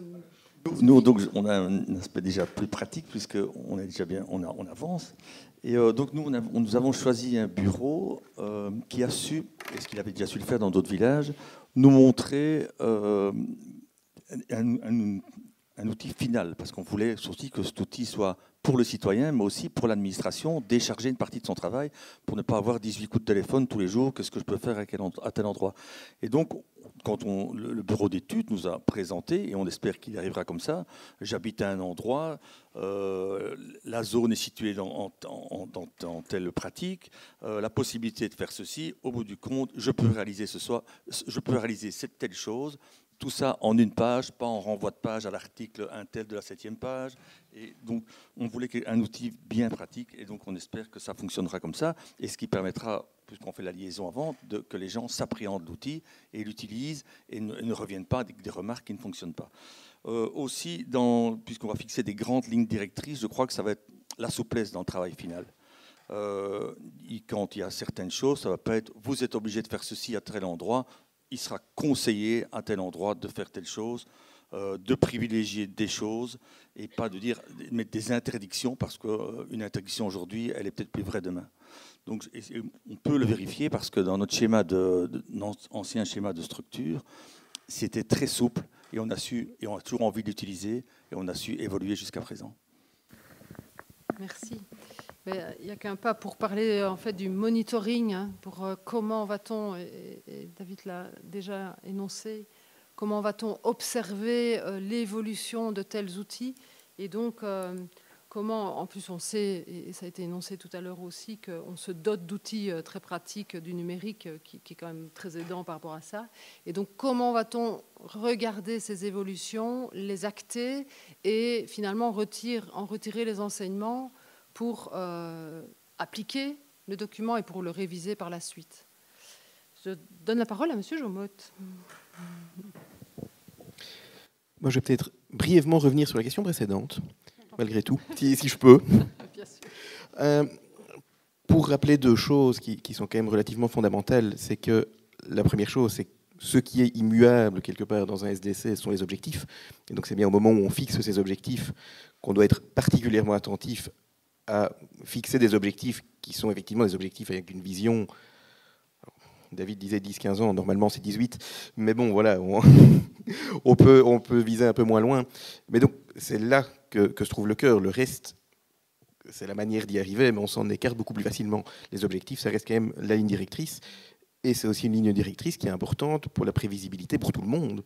On fait aussi un SDC pour que le promoteur qui vient demain, il arrive en sachant à quel endroit il pourra espérer quelque chose, qui finalement il ne s'intéresse même pas au territoire si ce qu'on lui propose en termes de densité n'est pas ce qu'il veut, et qu'on ne soit pas dans le règne du premier arrivé, premier servi, ou du on a dit non au premier, mais finalement Thomas et Piron on n'aime pas, mais Bézique on aime bien, donc on dit oui au suivant. Donc voilà, ça permet aussi à un moment de fixer un territoire. Alors, pour ce qui est du monitoring, le monitoring, finalement, c'est quelque chose de très compliqué, puisqu'il doit se penser à 3 niveaux. La première chose, et là, ça retombera probablement sur la tête des fonctionnaires délégués, c'est de s'assurer que les SDC accolés les uns aux autres, et on en reparlera aussi dans la question suivante, permettent d'atteindre l'objectif de la région. Ça, on peut difficilement demander aux communes d'aller vérifier tous les SDC de leurs voisins en disant puisque les voisins ont décidé quelque chose, il ne vous reste plus que. Et donc, c'est bien le rôle de la région de s'assurer de la cohérence entre tout ça et de monitorer le fait que le SDC de Cour-Saint-Étienne plus celui d'Ottigny plus celui d'Ouave plus atteint bien l'objectif qu'on a fixé au niveau du bassin. C'est la première chose. La deuxième, c'est il faut quand même être conscient aussi que ce qui a un impact sur le territoire, c'est le permis qu'on délivre. Produire des schémas, colorier des cartes, tant que personne ne vient les mettre en œuvre, si demain je décide de faire une urbanisation à 50 logements à l'hectare à un endroit qui n'intéresse personne, dans 20 ans, il n'y aura toujours rien dessus, et j'ai beau avoir colorié ça sur ma carte, ça ne change rien. Et donc c'est au moment du permis qu'il y a un monitoring qui est important, et qui est là aussi un monitoring double, puisqu'il y a le fait de monitorer les permis au moment où ils sont délivrés, et puis il y a le fait de monitorer ce qui se fait. Parce que ce n'est pas parce qu'on a un permis qui se met en œuvre. On voit quand même, peut-être moins en Brabant wallon que dans d'autres coins de la Wallonie, mais que les crises successives font que certains promoteurs avaient des permis et puis hésitent à les mettre en œuvre parce que la situation économique n'est plus celle d'il y a 3, 4 ou 5 ans. Et donc par rapport à ça, il y a plusieurs éléments qui vont se mettre en place. Le premier, je pense que, j'espère globalement les gens sont au courant ici dans la salle, mais donc les formulaires de permis vont être modifiés dans les mois qui viennent, a priori au 1er octobre, ce qui laissera un petit peu de temps cet été et au mois de septembre pour que chacun puisse les approprier. Et dans les formulaires de permis, il y a un certain nombre de données qui seront... Alors, ils sont globalement simplifiés, je rassure tout le monde. On va demander moins de choses, on va arrêter de demander à l'architecte ou au demandeur de remplir des documents et des données pour lesquels il va à la commune, pour que la commune lui donne, pour que la commune revérifie après si ce qui a été rempli correspond. On va arrêter tout ça. Un peu de simplification. Et donc, on ne demandera plus les données qui sont à disposition des administrations. Mais par contre, il y a effectivement des données qui permettront de monitorer. Alors, au départ, il appartiendra là aussi à la région de monitorer, mais rien n'empêche les communes de reprendre les informations et de les monitorer au fur et à mesure des permis qu'ils délivrent pour vérifier si la manière dont ils délivrent leurs permis correspond aux objectifs qu'ils se seront fixés dans leur SDC, aux objectifs du SDT, ou même parfois un objectif global d'un PST ou autre, puisqu'on fixe parfois des objectifs à plus court terme dans les plans stratégiques transversaux des communes. Et puis après ça, il y a un monitoring qui lui est prévu par le code tous les 3 ans de mémoire, qui est le monitoring de ce qui s'est construit, et de voir comment évolue l'artificialisation, comment évolue l'étalement, qui permettra, là, le cas échéant, à la région et au prochain de réorienter, peut-être de fixer de nouvelles règles, peut-être des contraintes, puisqu'aujourd'hui il y a finalement assez peu de contraintes, on monitore, on donne des objectifs, mais on ne dit pas ce qui se passe quand on ne les respecte pas. Probablement que d'ici 2050, les choses devront évoluer, sinon on n'atteindra pas les objectifs, ça me paraît assez évident. Je ne pense pas dévoiler de grands secrets en disant ça. Comme j'ai dit, 2024-2030, le temps des communes, après ça, ce sera peut-être le temps du contrôle. Et le dernier élément, alors très attendu aussi, c'est tout ce qui est dématérialisation, puisque une des volontés du gouvernement actuel, c'est d'enfin aboutir en matière de dématérialisation de permis. L'administration vise pour le moment début 26 pour commencer à dématérialiser les permis régionaux, donc les permis fonctionnaires délégués, début 2027 pour les permis communaux et globalement, je dirais, fin 2027, début 2028 pour l'ensemble des permis. Une fois que tout ça sera dématérialisé, on pourra aussi enfin utiliser les outils un peu plus modernes, notamment d'intelligence artificielle et autres, pour pouvoir monitorer, pour pouvoir analyser des plans de manière semi-automatique. Parce que si on doit demander aux fonctionnaires communaux ou régionaux d'aller revérifier et d'encoder en plus des données, en plus du fait de traiter le dossier, ça devient sans doute un peu excessif. Et donc, tout ça se met en place progressivement, avec des objectifs qui me semblent plutôt ambitieux. On va tout faire pour les atteindre. Et du côté des bureaux d'études, comment ça se réfléchit, cette question du monitoring, de l'observation ? Alors c'est vrai que nous, en tant que bureau d'études, on intervient au moment de la confection de l'outil et donc on intervient moins au niveau de son suivi. Effectivement, par rapport à d'autres outils stratégiques, comme par exemple les PCM, où c'est quelque chose qui est assez ancré, la question d'indicateurs clés, pour pouvoir assurer le suivi. Et donc ça fait partie du boulot des bureaux d'études de réfléchir avec la commune à quels indicateurs clés on va retenir pour essayer d'assurer ce suivi. C'est quelque chose qui est beaucoup moins ancré dans les SDC, dans les schémas de structure. Je ne sais pas si c'est quelque chose qui se faisait vraiment beaucoup dans les schémas de structure. Et ici, en tout cas, dans les Vademecum, etc., c'est quelque chose qui, pour le moment, n'est pas appréhendé. Donc je suis contente d'entendre que ça se fera et voir comment on peut introduire ça dans les SDC. Mais donc effectivement, pour le moment, il n'y a pas vraiment de choses qui sont prévues, sauf qu'on a quand même 2 belles mesures du SDT qui sont la trajectoire d'artificialisation et d'étalement urbain, qui permet là, je pense déjà, d'avoir un monitoring assez intéressant, de voir où on en est par rapport à cette trajectoire. Donc ça, c'est déjà 2 éléments qui sont déjà là, qui sont présents, qui sont prévus. Maintenant, effectivement, il faudrait pouvoir les évaluer, continuer cette évaluation qui est faite régulièrement pour pouvoir produire des graphes et voir si on suit la bonne trajectoire. Mais on a quand même des trajectoires qui sont des indicateurs de suivi assez intéressants. Et puis je voulais juste encore compléter sur au niveau du suivi et peut-être au niveau des questions des one-shots aussi pour les diagnostics des ADT, etc., sur la difficulté de la fourniture des données, de la mise à jour des données, qui est toujours quelque chose auquel on est confronté. C'est-à-dire que pour pouvoir faire des suivis, faire des statistiques, avoir des chiffres, etc., il faut des données qui sont mises à jour régulièrement. Et c'est quelque chose qui est complexe et on est parfois, même dans des procédures de suivi, confronté à ça, parce que si on a des données qui datent d'il y a 5 ans, même si on a cette volonté de faire du suivi, on n'a n'a pas les données nécessaires pour pouvoir le faire. Donc voilà, il y a la collecte des données et leur mise à disposition, qui sont 2 enjeux, mais qui est très compliqué. Hein. Donc il y a déjà énormément de choses qui ces dernières années ont évolué, ont été faites. Donc c'est vraiment, entre comment on travaillait à 10 ans et comment on travaille maintenant, c'est un boom. Donc c'est pas du tout une critique, mais ça reste des contraintes par rapport voilà, au monitoring aussi. Est-ce que l'équipe du fonctionnaire délégué est prêt à faire l'évaluation, à faire le suivi de tous ces indicateurs?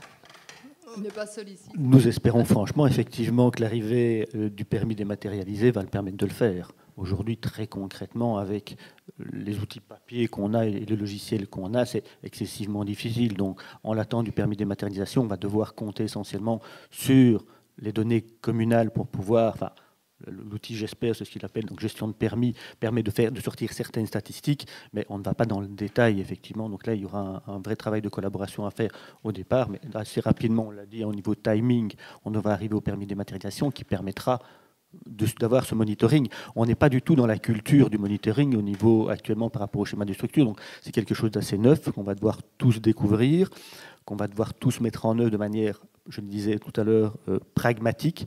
Il ne faut pas non plus que ce monitoring, ça devienne un casse-tête quotidien, tant pour les services communaux que les services régionaux, que pour les collèges communaux. Ça doit être quelque chose de rester assez souple, qui donne des idées de grandeur pour effectivement confirmer qu'on a fait les bons choix lors de l'adoption d'un schéma de développement communal.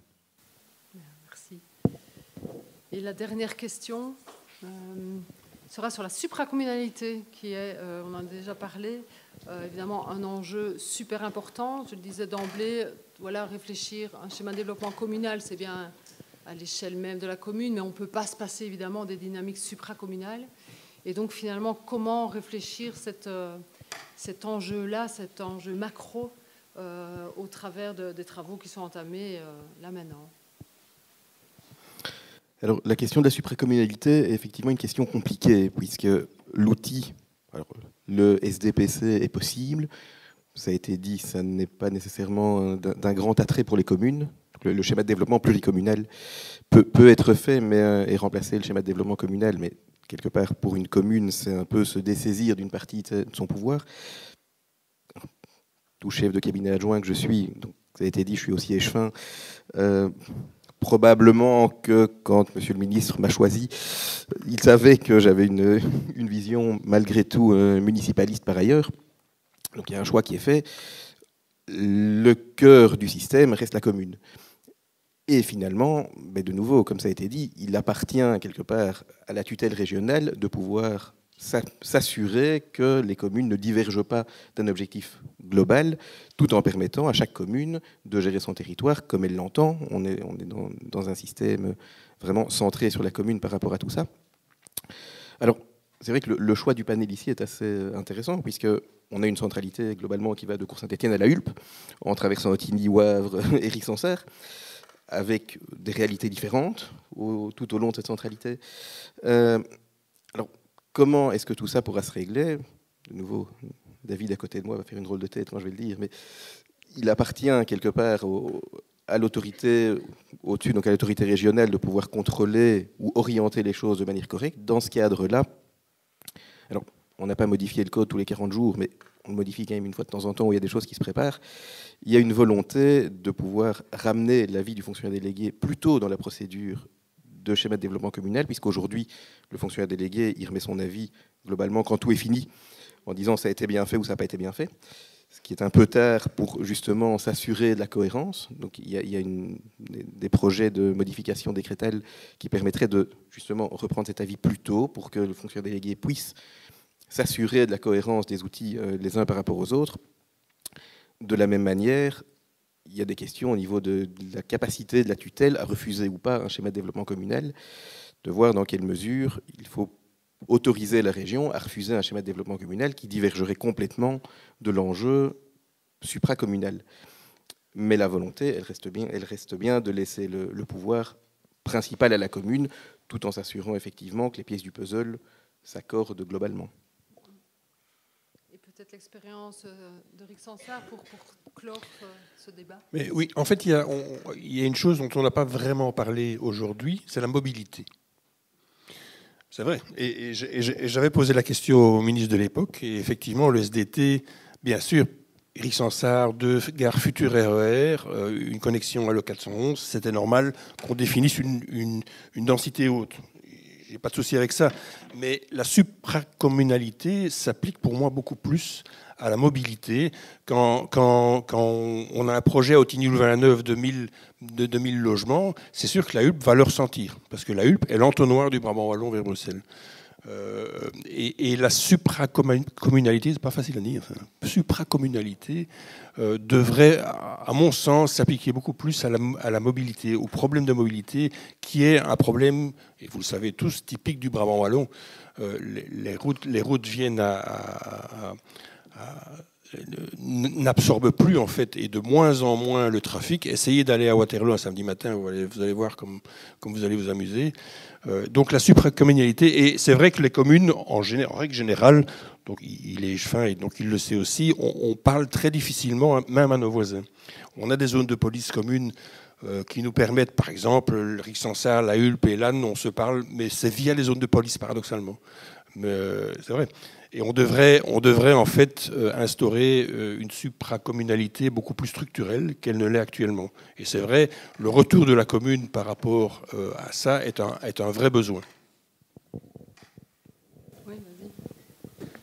Moi, j'avais justement l'impression qu'il y avait une supracommunalité qui se mettait en place avec les communes limitrophes sans attendre spécialement la région. On a des grands projets sur Rixensart ou certains sur la Hulpe où le collège d'emblée a pris contact et on a eu des réunions ensemble. Même nous, on est limitrophes avec Willard et Overijse, ça se fait régulièrement. Donc je pense qu'on n'a pas attendu la SDC pour mettre en place ça. Il le faut, en fait. On doit même mutualiser nos forces. Alors, ça ne sera peut-être pas traduit dans un plan commun, mais c'est important, je trouve. Bien, peut-être qu'on peut se donner 5-10 minutes maximum, parce que le retour, n'hésitez pas si vous avez d'autres obligations, évidemment, pour une ou l'autre question de la salle. N'oubliez pas de nous remettre vos petites fiches, votre SDC rêvé. Est-ce qu'il y a l'une ou l'autre personne qui a envie de partager quelque chose, une question à nos orateurs? Oui, on a là. Est-ce que quelqu'un peut peut-être prendre un micro?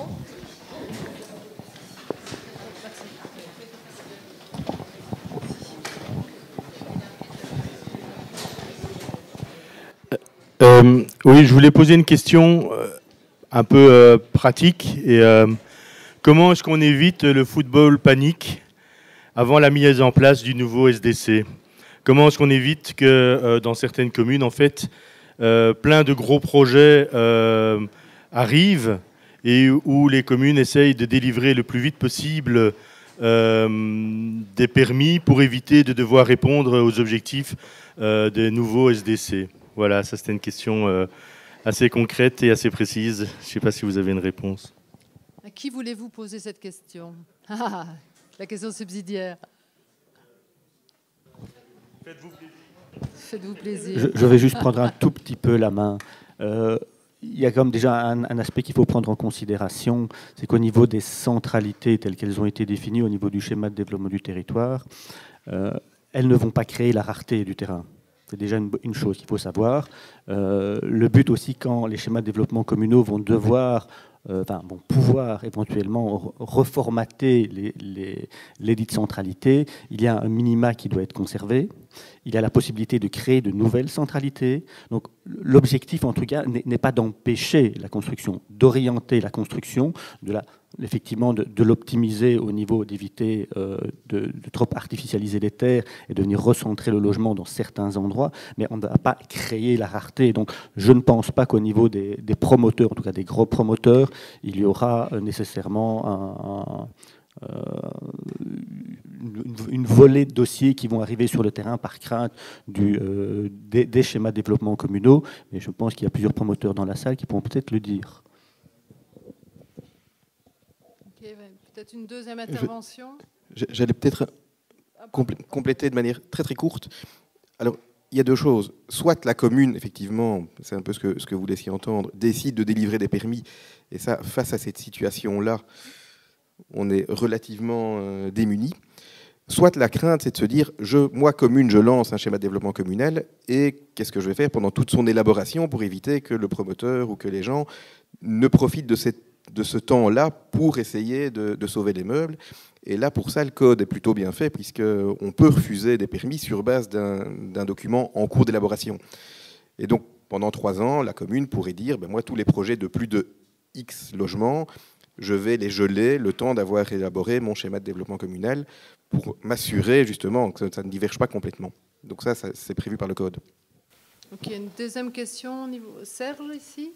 Moi, je voulais juste compléter ce que vous disiez, parce que c'est vrai que certaines communes ont décidé de faire un moratoire et donc de geler le développement hors la vie continue. Et donc il y a là quelque chose qui ne va pas. On a encore besoin de logements. Et donc décider que pendant 3 ans ou plus, il y a un moratoire et qu'on ne délivre plus aucun permis. Alors on délivrera encore la transformation d'une salle de bain en cuisine, ça c'est pas un problème. Mais des permis qui permettent aux gens de pouvoir habiter dans les communes, certaines communes ont décidé de faire un moratoire le temps de l'élaboration du SDC. Moi je suis un petit peu étonné en tant que bureau d'études d'entendre ce genre de choses parce que je pense qu'il est obligatoire, nous avons une responsabilité aussi citoyenne de pouvoir garantir une vie dans les communes et pas de se dire là on arrête tout parce qu'on va réfléchir. Je pense qu'il faut pouvoir faire les deux en même temps. Mais, alors il y a 2 choses. Un moratoire global, a priori, je ne pense pas que ce soit tout à fait légal. Et donc, à ce moment-là, le demandeur, il a un droit de recours auprès du gouvernement pour les permis moratoire ou pas moratoire. Moi, ce que je précise, c'est que donc, dans le cadre du Code d'été, l'article D458, si je ne m'abuse, permet de refuser des permis à partir d'un moment précis qui est l'adoption du contenu du RIE sur le SDC et pendant maximum 3 ans, il n'est pas question de faire une demi-journée de plus, on peut refuser en motivant du document en cours. Alors, motiver sur base d'un document en cours, ça tient la route assez facilement si on est en train de développer un projet de 40 logements au milieu de nulle part, ça tient difficilement la route pour dire la villa de Monsieur Tartampion, je vais la recaler sur cette base-là. Voilà. Ok, je vais prendre une dernière question ici devant, et puis après je vous propose de poursuivre avec un verre d'eau ou autre, puisque le bar est ouvert ensuite à l'extérieur. Moi, c'est pas une question, c'est juste me permettre de rebondir, évidemment, je ne peux m'empêcher avec ma casquette de députée provinciale de rebondir, puisqu'on parle de supracommunalité. Vous n'êtes pas sans savoir, et la présentation qui a été faite avant le panel, en était la preuve, c'est que, évidemment, les provinces sont en voie de réformation, mais on parle essentiellement de supracommunalité dans la réformation des provinces. Donc, c'est juste rappeler que votre province, vous avez la chance d'être en Brabant-Wallon, je vais être chauvine, mais franchement, je crois qu'on a une province qui est quand même assez dynamique, où on échange régulièrement avec nos communes, d'une part, et d'autre part, où on a une vraie expertise de connaissance de notre territoire. Ça vient, on en a parlé, de la dynamique qui avait été mise en place avec les contrats de développement territorial. Et donc, c'est ça qui permet d'avoir cette expertise et cette connaissance, finalement, du territoire au-delà de chaque commune. Et donc, on a vraiment une expérience qu'on peut partager, qu'on peut permettre de faire les échanges. Et même si on parle de bassins de vie qui sont un peu différents, certes, à Commune et à Rebec et à Hélessine, ce ne sont pas des réalités totalement les mêmes, quoique. Mais voilà, ça, vous pouvez vous appuyer en termes de supracommunal aussi sur la province qui peut vous permettre de... Alors, on n'a pas les mêmes fonctions que la région wallonne, certes, mais voilà, à ce niveau-là aussi, n'hésitez pas à revenir aussi, tant par rapport à nos expertises que l'organisation de 27+1, comme certains, en tout cas, plus au niveau des services ou des communes le connaissent, mais qui existent aussi, qui peuvent aider là-dedans. Désolée, mais je ne pouvais pas me permettre de ne pas le dire. Bien, merci. Merci. Je sais qu'il y a encore des questions, mais on va les faire juste à l'extérieur. J'espère que vous serez encore disponible de quelques minutes pour ça. Je clôture ici. J'ai pris plein de notes. Frédéric, notre journaliste en chef, est là. Elle va faire un compte-rendu de tout ça dans le prochain Espace Vie. Ce sera pour le mois d'août, fin août, début septembre, donc au rendez-vous. Merci à vous tous pour votre présence en nombre. J'espère que vous n'avez quand même pas eu trop chaud. Prochain rendez-vous, c'est dimanche prochain. On fait une visite dans le cadre de notre projet Sillonner le Béoué. On a été déjà à l'ouest, on arrive dans le centre et puis on ira dans l'est. Donc dimanche prochain, on a tout un parcours entre Wavre, Rixensart, Waterloo, à la découverte du pavillonnaire, qui en fait a beaucoup plus de visages qu'on ne le croit, et qui rassemble en lui-même énormément d'enjeux pour rencontrer l'optimisation spatiale. Je vous le disais tout à l'heure, dès le mois de septembre, on se dit prêt. On prendra quand même un petit peu de vacances, rassurez-vous, pour venir vers les CCATM pour refaire cette formation d'abord de base. CCATM, c'est quoi? Quel est le rôle? Comment ça fonctionne? Et puis sur l'optimisation spatiale en tant que telle. Et puis encore plein d'autres rendez-vous. Suivez-nous, comme on pourrait dire. Merci à vous. Merci à vous tous.